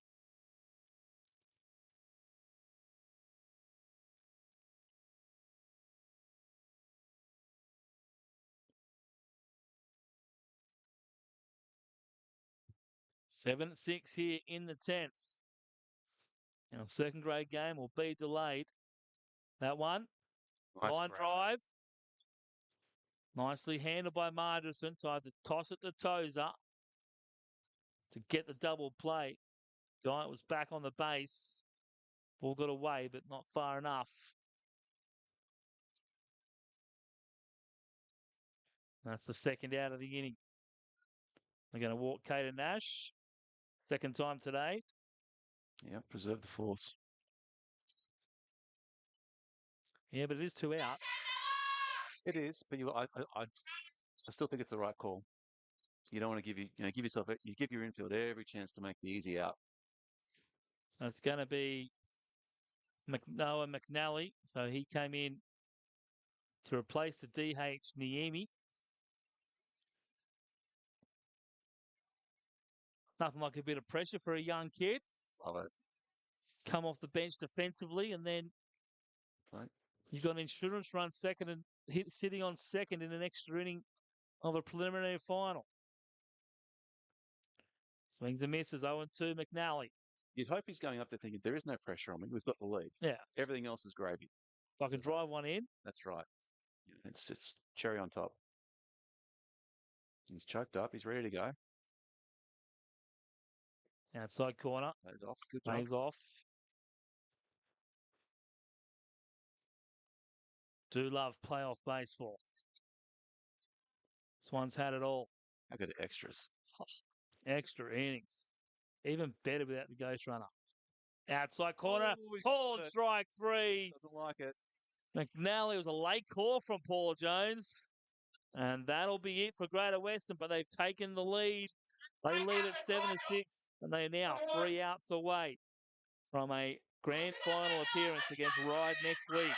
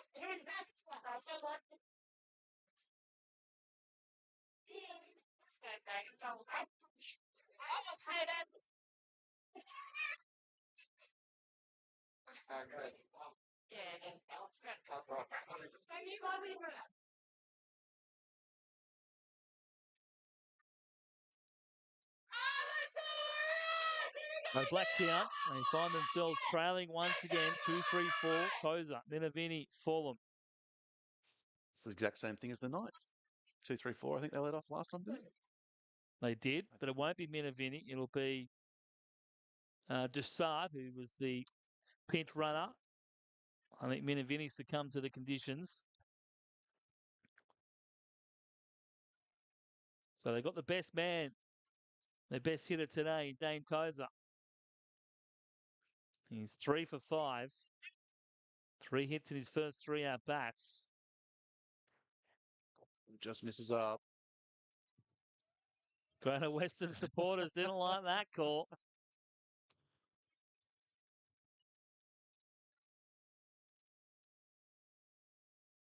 And the fans are letting him know.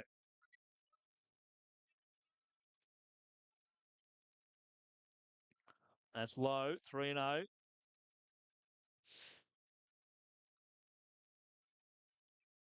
Feel a bit of deja vu here, Scotty. It's nuts. 3-0.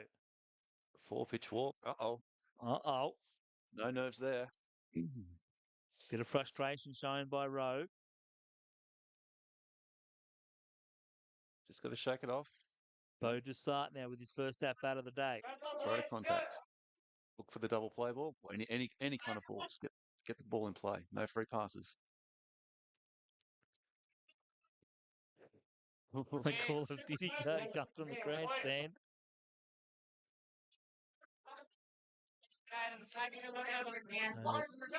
After 4 straight pitches. Four straight balls. Desart fouls off. The first pitch, trying to bunt.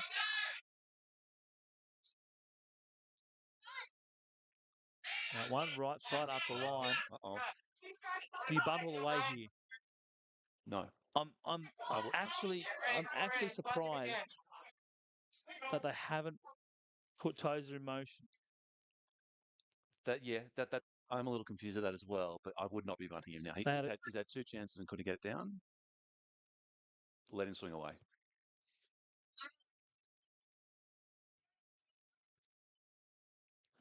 Tozer has 2 stolen bases on the day as well. Keep an eye on him. Get the head off. Nash has shown that he doesn't have the strongest arm. So Desart, you think, will be asked to hit away here. Popped it up. Straight back, I think. Oh, they've lost it. Oh, he's hurt himself. Yeah, he's going to hurt himself. Face first in the dirt there. He's eating it. No, he's all right. Straight back to his feet.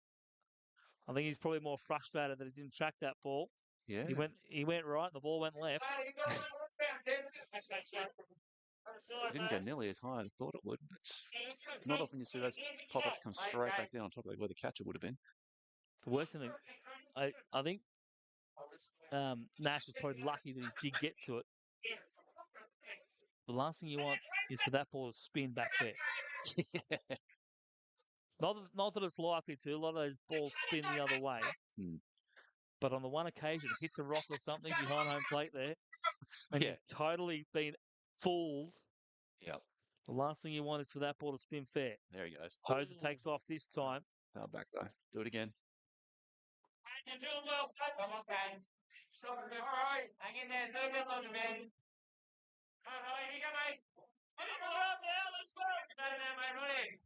Mitch Rowe will send his team into a grand final.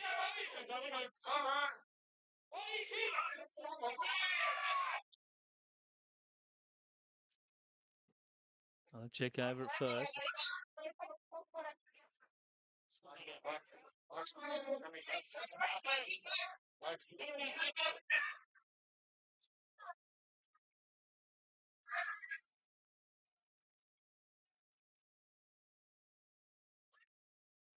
It's at the line. I think our early mark has been delayed a little bit. There's no third game on the schedule. Blacktown and Greater Western is going to push the schedule back a little bit. They're getting their fees worth, that's for sure. That's it. Not to put in for a bit of OT. Oh, there we go. Can't handle it. So, tempted pitch out there by Mitch Rowe. Nash couldn't handle it. Now Blacktown have the tying run in scoring position. Maybe a problem with Rowe with Tozer at second. No, he's adjusting his socks. That's all right. Yeah, those high socks just don't wear themselves. No, they don't. They take some adjusting. Takes some work. There's some grooming involved.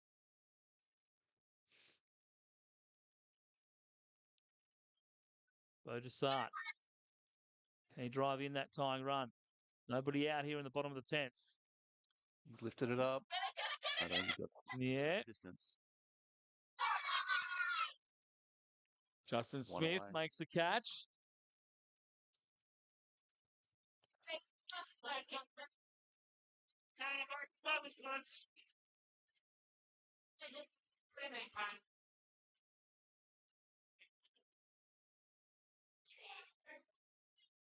And you Fulham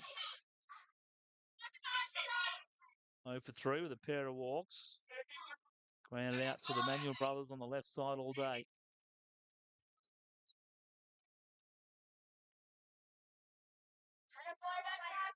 Tell you what, wouldn't be a bad option to maybe put some four fingers up here and put the force on. I think you could.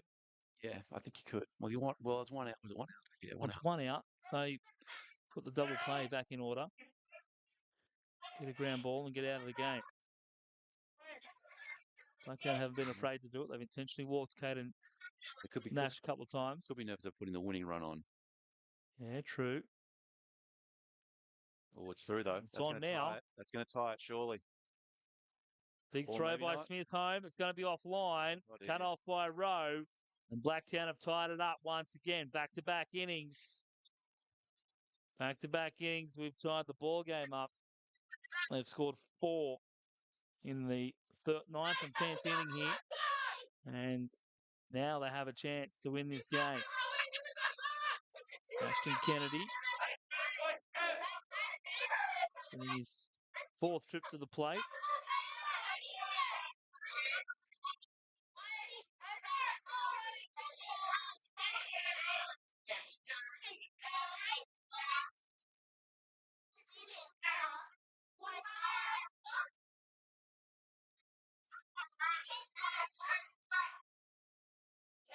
No one warming up. Greater Western.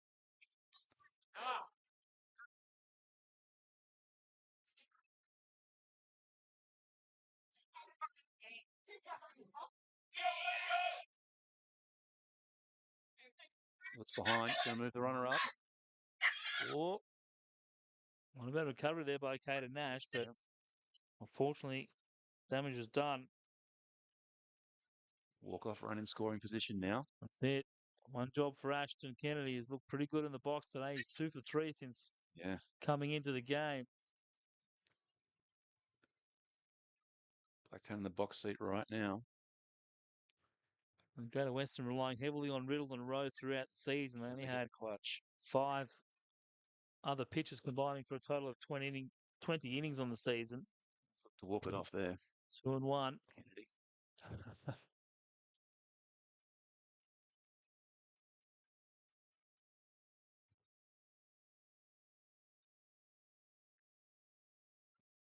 Western outfield must be thinking do or die. It's a charge place, looking to go 4 all the way. Oh. Slapped left side, but foul.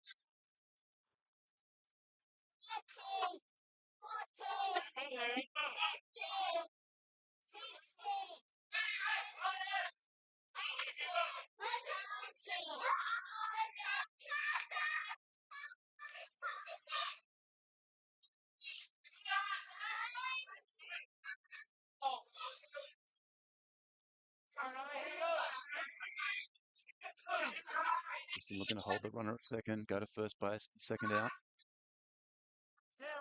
Outside corner, good spot. Location.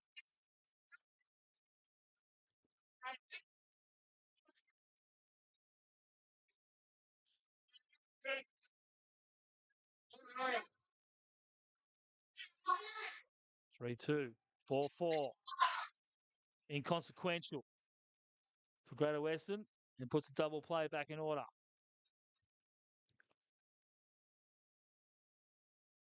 Probably the batter you do want to put on base.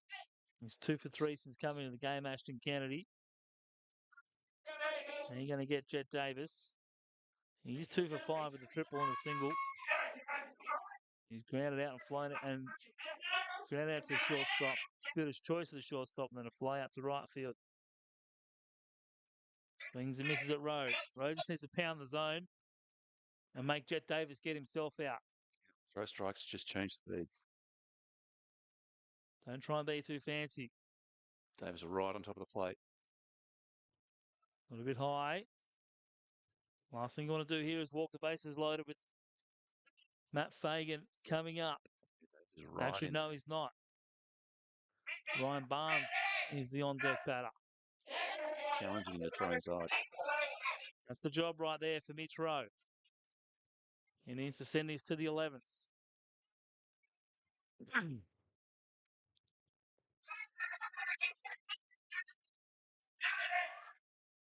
Outside, 3-2. Or is it 2-2? 2-2. Yeah, 2-2.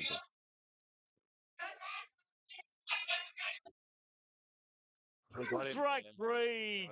Freezes Right. Davis. Great pitch by Rowe. And he's 1 out away from sending this to the 11th.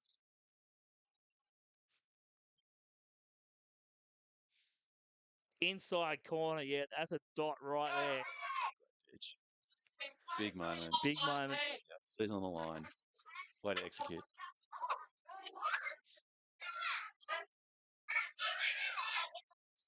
So Ryan Barnes, his first at bat. After thinking, Oh, that's dangerous. That is so dangerous. Don't worry about him. just looking back. Just go after the kid who hasn't swung the bat all day.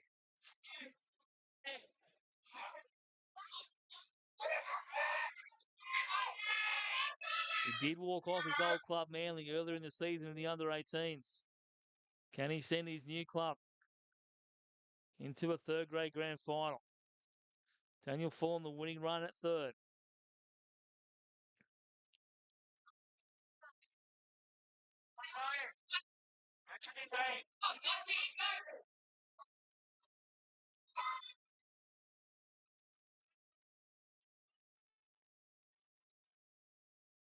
Ground ball, third base. Oh, let's go to the 11th. And Chris Manuel, strong as ever over there in the hot corner, picks it up. 2 steps to the bag. And Daniel Fulham's out on the fielder's choice. We're going to inning 11 here in this third grade preliminary final. We'll be back shortly.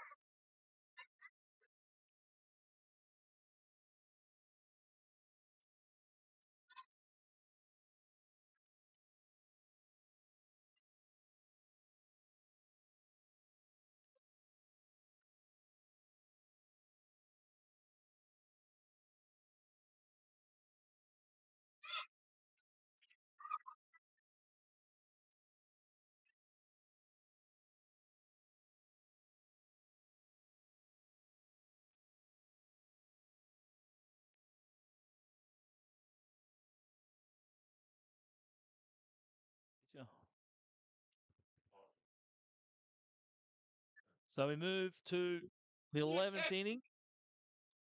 Blacktown with a pitching change. Brock Foken. Just his 5th appearance of the season, pitched last week against Ryde. 3 innings, faced 12 batters. 2 hits, 2 runs.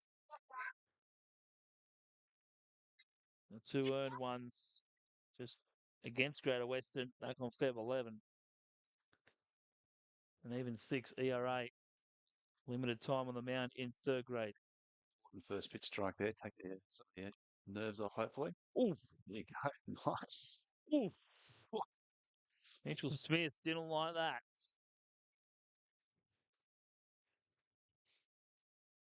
Struck out in his last at bat. 2 flinches for 0 for 4 with the ball, with a walk rather.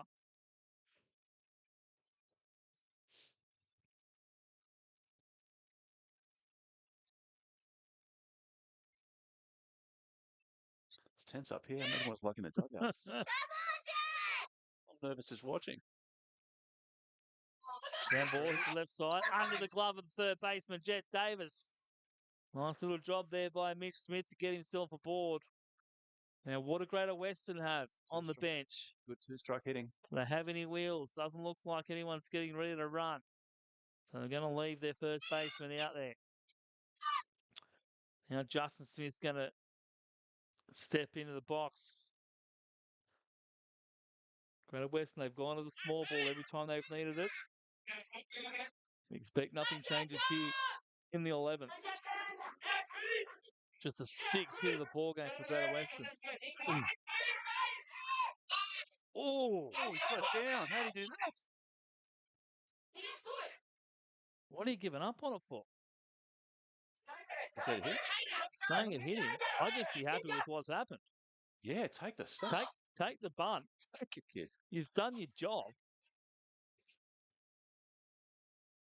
It's a strike either way. If it's hit you, it's a strike.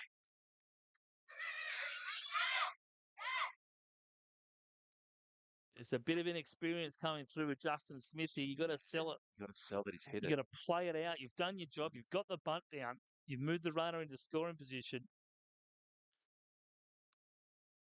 I don't know who's asked for this. Well, Smith gave up on it, so I'd just be calling him out. And it'll be in Greater Western's favour if they do call him out. That's right. Now, Paul Jones is going to call out the Blacktown manager, just explain the situation. We saw this last week in the under 18s with Manly. Zach Morris thought he'd hit the ball off his foot. Morris half-heartedly, or yesterday. Might have been yesterday. Out at first. So at the end of the day, it's beneficial for Greater Western. Yeah. Go ahead, run now, standing in scoring position, which is the job that Justin Smith was out there to do in the first place. Zach Morris called out yesterday on a ball that he thought hit his foot. Ride played it out. Morris gave up on it and said it hit my foot.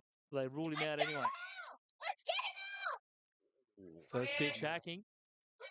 So those pitch ball, now can he come through and help his own cause? Mitro identifying, I think Greater Western identifying that there's plenty to be liked about what Foken is offering up in the 11th inning here. It's gone down officially as a sack bunt for Luke Smith. Justin Smith rather. Like it. He's closer than the other one, Don Smith. So Rowe behind 0-2. He'll be the guy. 1 for 3. 2 hit by pitches. Popped it up out of play. On base of 600 today for Mitch Rowe.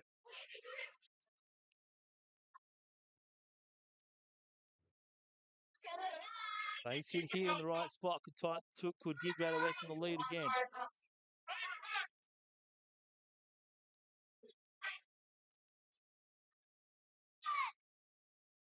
Back up the middle.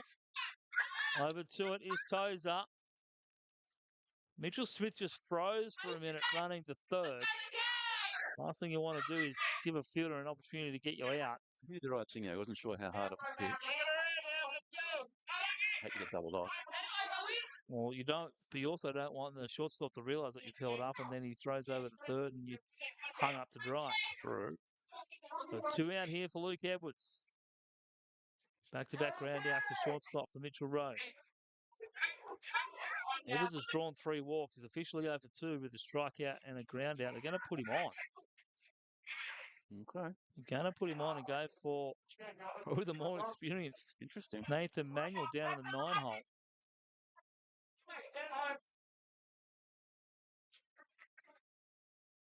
Manuel's got 2 sack bunts. He's grounded to a double play, walked and struck out. There won't be a sack bunt here.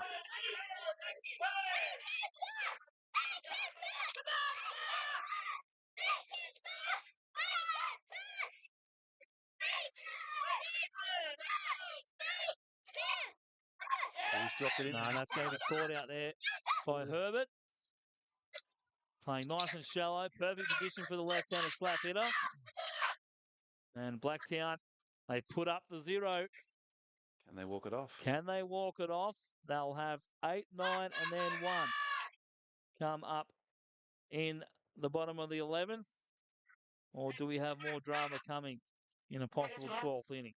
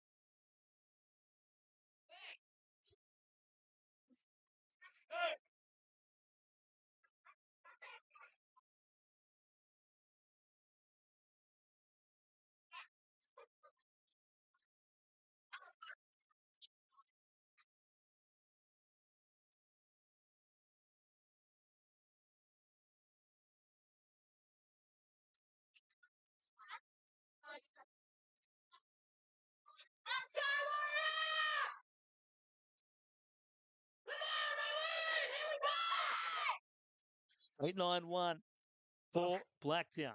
Herbert, Botello, and then Margerison. Can Blacktown find the winning run? Or is Mitch Rowe going to pitch us into the 12th? Herbert's 2 for 3 with a pair of walks. Plenty of production coming out of that 9-hole. Oh, he's hit that hard. Jumped on it, but he's hit it Backing up. over the top of the left fielder out there in Justin Smith. That's the second time he's hit it to him. And it's the second time he's got it past him. And is that what Blacktown need? The best possible start. They're now in the box seat. It's going to take a big performance here by Mitchell Rowe and this Greater Western defence. Hitting, was he a little shallow maybe? Not playing no doubles D? Yeah, it's only the second ball to be hit that hard today. So True. Still. It's Big moment. All right. Mark Feathers, Straight around. the Manly first grade manager.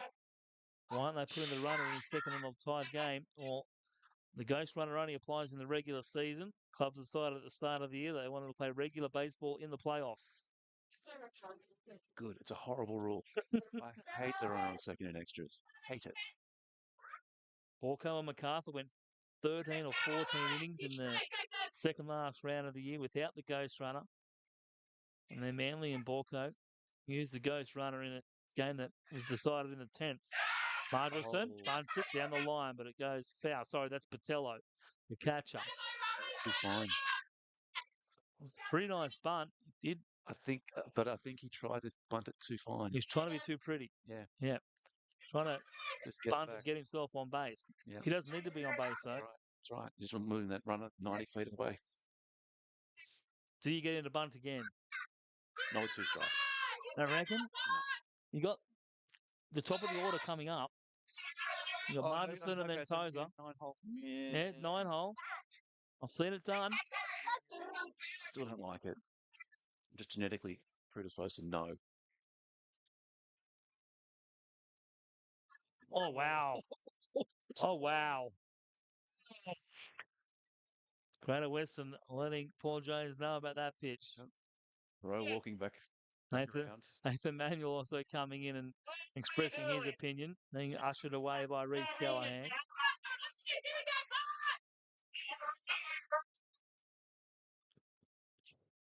So 1 and 2 hit at Patello. Couple of walks hit by pitch and a couple of ground outs. Oh, the danger throw. At least Herbert was back on the bag head first, so the ball did get away. And would have had to climb back to his feet before he thought about advancing. Whipped into the glove. Rose stands strong. Gets the 9-hole hitter down on strikes.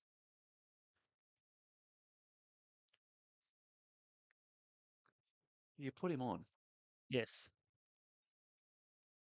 because they don't look like they're about to. He's been the third out in the last 3 at-bats. 3 straight innings. I get that, but surely you want to have a force play.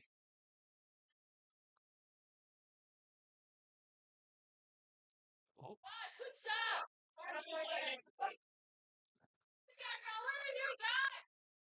He's 0 for 6.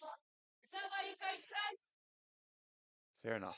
Okay, if that's their thinking, that's fair.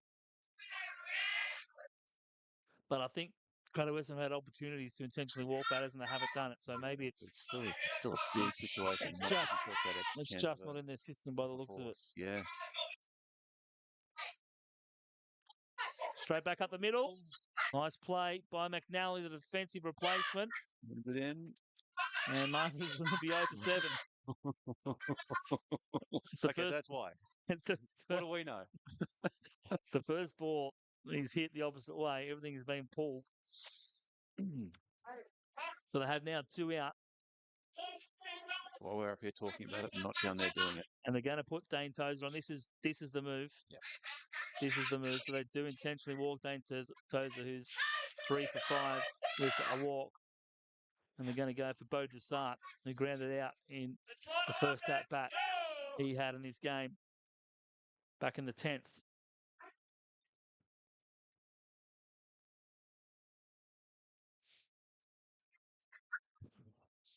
Tozer means nothing at first. The winning run in Herbert stands at third. Oh, he's off. Takes it on. Oh. Again, he's irrelevant, right? He is. It means nothing. Probably a good bloke. But his run is inconsequential to the scheme of things. Takes away the force. Well, you got the force at first. The only force you need. True. Bodesart 0-1. Breaking pitch. He sat on it too, but it was still inside the zone. Still in the inner half of the zone. And he couldn't dispatch it the way he was dreaming of when his eyes lit up. PJ Masks time. Time to be a hero. Mitch Rowe, 1 pitch away from sending this game to the 12th. Ground ball.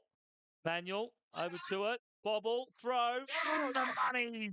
We're heading to the 12th. We'll be back shortly.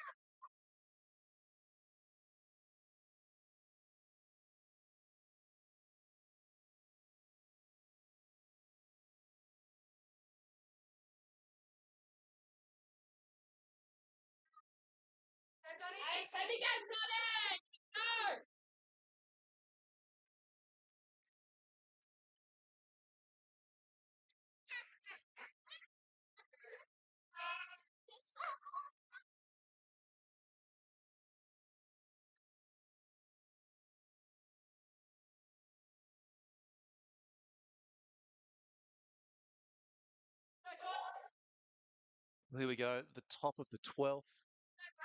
It's nuts up here, people. 7 all. Win or go home. Season on the line. What a game of baseball so far. Guy leading it off for Western. All low. 1-0. Douglas, the Hayden guy in his last 2 at-bats. He's dearly love another one of them right now. Boken just dragging that one down and away.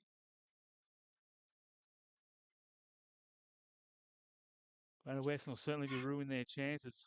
The amount of base runners they've had today. Inside pitch, 2-1.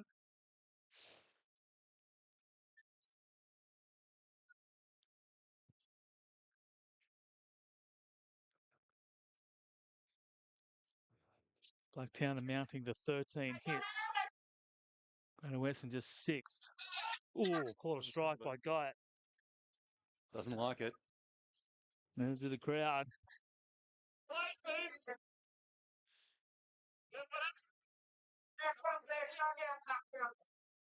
Guy needs to reset.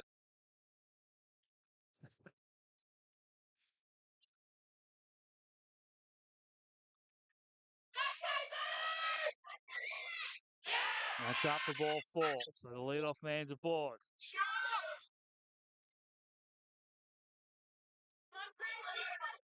Luke Edwards walked and then scored in the 10th. Can Guy do the same here in the 12th? Almost run out of room on the scorebook.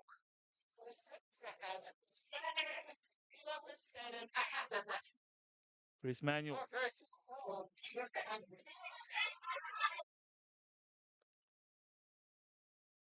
Not showing bunt. They're going to let their bats do the work. Maybe they're giving him a strike and then one on the second. Not showing their hand too early. Yeah. He's gone. That was going to be my next suggestion. They're going to test out the new young catcher behind the dish. Got a good jump. Had no chance to get him on the throw. Generally, your leadoff guy's going to have plenty of speed. Hayden Guy just showed that. He steals second. Now the go-ahead run is in scoring position. Might be now. Yeah, or just put the ball in play and move him over. Just got to get Leah, get to the right side. Oh. Again, looked like he's trying to be a little bit too fine. Well, when he came down late on that bunt, he didn't square it early, so he definitely had plenty of work to do to try and keep it fair.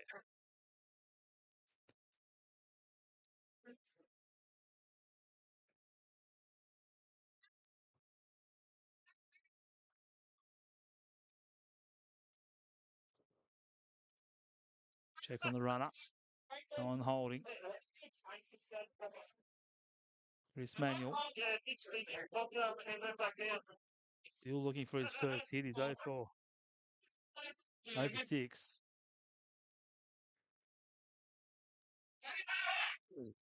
Oh, wow. Greater Western get one back there. Maybe up. 2-2. I'm certainly not being critical of the umpires. Just sometimes things will seem different. That one's in the gap. Like in the center? No, he's No, not. you've got to hold him at third. It's not hit hard enough. It was nicely fielded out there by Javier Botello. He caught the first 8 innings of this game before being moved out into right field. Third right fielder of the game. Now there's going to be a question asked. Or maybe a change made. I think it's going to be a change, or maybe a position player to come and throw. Oh, it might be Michael Margerson, I think.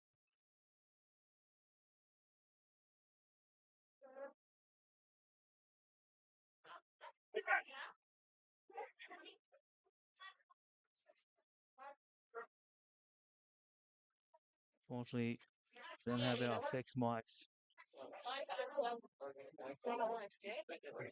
They were the perfect spot, Benny. Except we haven't got them in use at the moment. Right in front of the umpires. Word for word what they were saying. Audio issues early.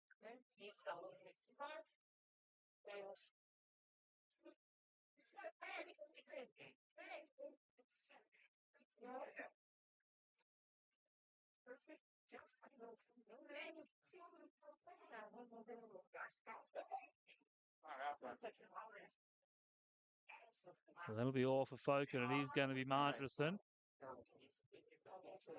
Caden Nash, the man due up. He's been intentionally walked in 2 out of his last 3 at-bats.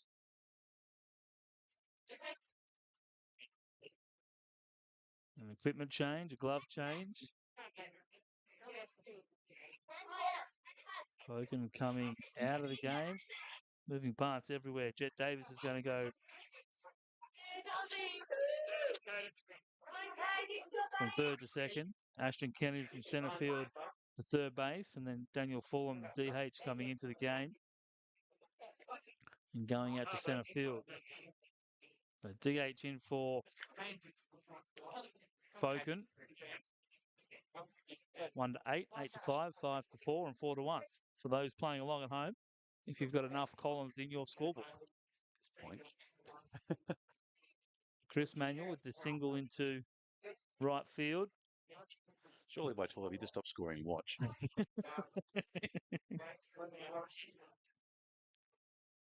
Michael Margerson, big spot here for Blacktown. 2 on, nobody out.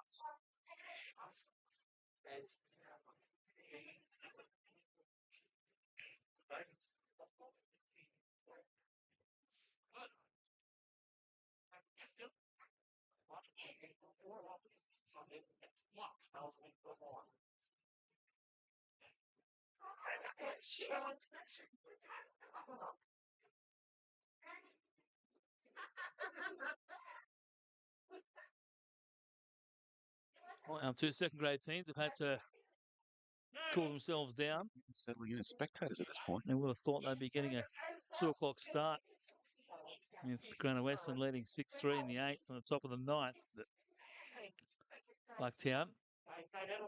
Game's never over when you play Blacktown. They set this into the 12th. The advantage of being the away team is having that ability to bat first, put up the first run. And 2 completely different ball games. Once we got to the 9th, all of a sudden, the game just turned on its head. That's it. Happened yesterday in the women's first grade grand final. Unfortunately, that game didn't go to extras. The game finished in regulation with a walk-off. Caden Nash. He's got a trick play up the sleeve of Greater Western. Pulls it back. Manual move up to second. Kind of something what I had in mind. Like brave enough to do it with guide at first. And for the 3rd time today, it's going to be intentionally walked, which is not surprising. Not surprising. There we go. Pinch hitter. So they're pressing all the way by the looks.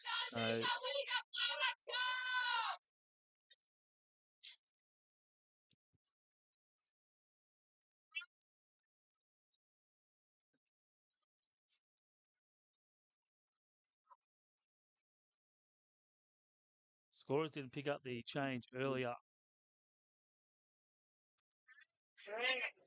Made by Greater Western. They've left Neemi in.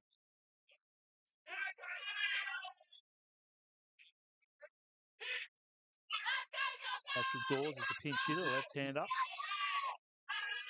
Playing in the 4th spot. 229 hitter. Just 8 hits from 35 at-bats. 7 singles and a double. 8 driven in. Big spot for him to come off the bench in the 12th. Inside corner, call it a strike. Doesn't like it, but didn't look like there's too much wrong with it.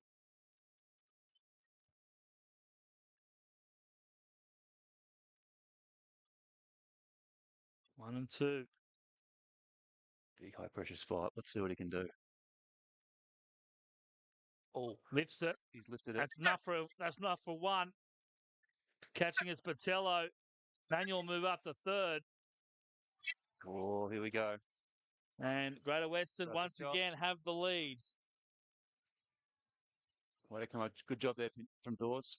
Great pinch hit there by Greater Western. Off the bench. No bigger spot all year for you. And got the job done. Well done. With nobody out, he had one job to do, and that was to lift the ball in the air. And he did it.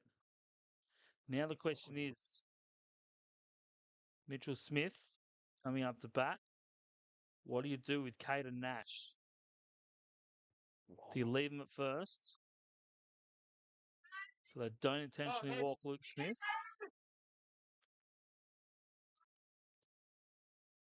Or is he better at second and in scoring position? What's Smith? He's 1 for 5. Pulls it away. Call it a ball. Yeah, 1 for 5 with a walk. It's interesting. And that's just kind of the mantra is Bit of a just show bunt decoy.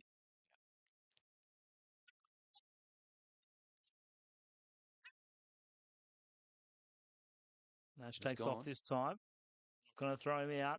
Yeah, you put him on. Surely they will. Just going to look at the Blacktown dugout. No signal. No. No? Want to go after him? So they're happy with the righty. And he doesn't want to face the lefty. So infield drawn in for Blacktown. They're going to trust themselves to get Luke Smith, who's one Mitchell Smith. I don't know why I keep saying Luke Smith. Ground ball to the shortstop. Oh no, Caden Nash. Oh dear. He's run himself into a bother, but it might work out. He's got him. Yep. Caden Nash, terrible base running is going to cost his team another chance at getting a run. And Blacktown are pumped up, but Greater Western have the lead. We're heading to the bottom of the 12th. Can they seal the deal, or do we have more late drama?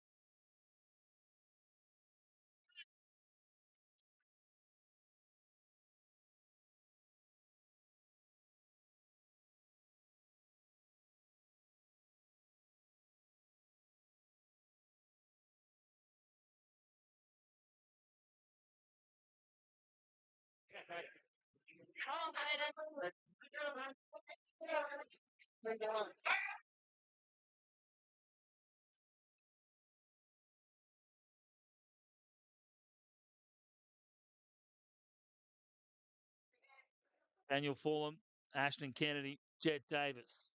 First 3 hitters due up for Blacktown here in the bottom of the 12th. Mitchell Rowe. Gonna seal the deal. He's done his job so far.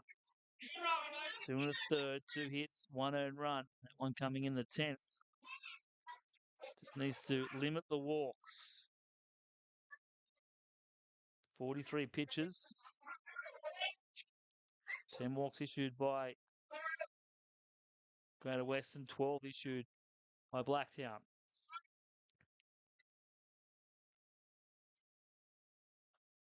Yes, he did. Surely he went.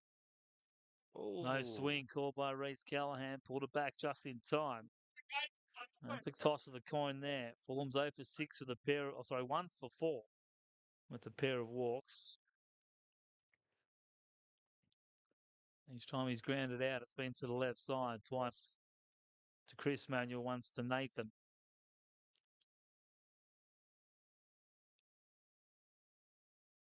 2-0.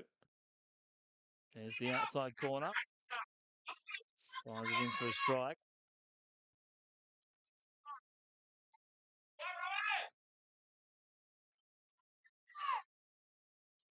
And again, right in the corner. That's been a strike all day. It's been about the most consistent part of the outer areas of the zone today, despite the grumblings from the crowd. Haven't disagreed with a few calls here in the later innings. That one lifted into centre field. Hayden got it. Secures number 1. Out number 1 for Greater Western. We've had a walk. We've had a double. Greater Western finally retiring the first batter of extra innings. 2 outs away now from sewing this game up. But we know there's still plenty of baseball left. Ashton Kennedy's 2 for 3 and a walk. Popped up on the infield. Ryan Padovan comes into the game as a defensive replacement. 2 outs away here for Greater Western in the 12th. Can they finish it off? Are we finally going to see an ending to this game? Well, history says no lately. It's just recent history. No. Well, we haven't had a two-out base hit to start a rally yet. It's about the only thing missing off the bingo card. We've had a bunch of runs scored with 2 out, but no rally started with 2 out. Or the bloop in the blast. And we're going to have a 1-2-3 inning to finish it. Strike 1 by Jet Davis, 1-1. It's uphill at this point for Blacktown. That's it. Greater Western have 1 foot in the door. Foul tip to the screen for Jet Davis. No margin for error. Blacktown down to their final strike. Has Mitch Rowe got it in him? Bottom of the 12th. 3 extra innings. 3 runs. Is there more to come? Ground ball hit to Padovan. Second baseman comes in. Bobbles the ball. More drama here at Blacktown. The defensive replacement came in after the pinch hitter of Dawes gave Greater Western the lead on the sac fly. Blacktown breathed a sigh of relief. They've got one last chance. You've got to be putting Davis in motion and put him on second. So one guy who knows exactly how that second baseman's feeling right now is Brad Zorn. Who's not listening because he's ready to play the next game. That's right. Sitting downstairs in front of us.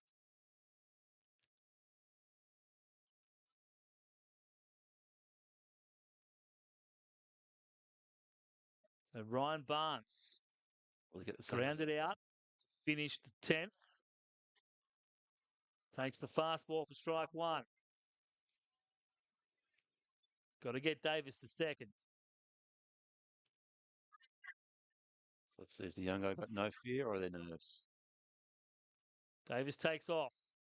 Rips it. Centre field. Guides there. Makes the catch. And the ball game is over. Greater Western hold on. And they head into the grand final next week against Ryde. What an absolute roller coaster. Paul Riddle, 5 1/3, just the 3 runs, 2 walks, 4 strikeouts. Travis Webster just ran out a bit of gas trying to close out the game. And Mitch Rowe will pick up the win for Blacktown. Nathan McKean, he got through 4 and still had this game in the favour of Blacktown. Speechley did his best. McDonald was outstanding. And then Fokin and Margison did their best, but the extra innings effort by Greater Western sees them get over the line. Scott Fielding. Absolute belter of a game. You got to love playoff baseball at the best of times, but a third grade game going 12 innings. Fantastic effort by both teams. You know, 3-hit day for Dane Tozer. Also Ryan Herbert. They did their best to put the team on their shoulders. Ashton Kennedy off the bench with a pair of hits, and Jet Davis, who had the big triple to start the run scoring in the second. But it was the consistency of this Greater Western lineup. They got a bunch of free passes, 12 walks in total and 4 hit by pitches. Caden Nash had 2 hits, 3 intentional walks, and a massive day, 12 innings behind the plate. He did run himself into an out at the death there, but you can probably overlook that. And he will catch the grand final game next Sunday against Ryde. Well, we hope that you at home have enjoyed this absolute bell ringer of a game. We've got one more coming your way at about half an hour's time. We're going to go reset, stretch the legs, and put some food in our stomach. if that's the opening act, I can't wait to see the man. We'll be here till midnight. We'll be back in about half an hour with our second grade prelim final between the Blacktown Workers and the Manly Eagles. We'll see you then.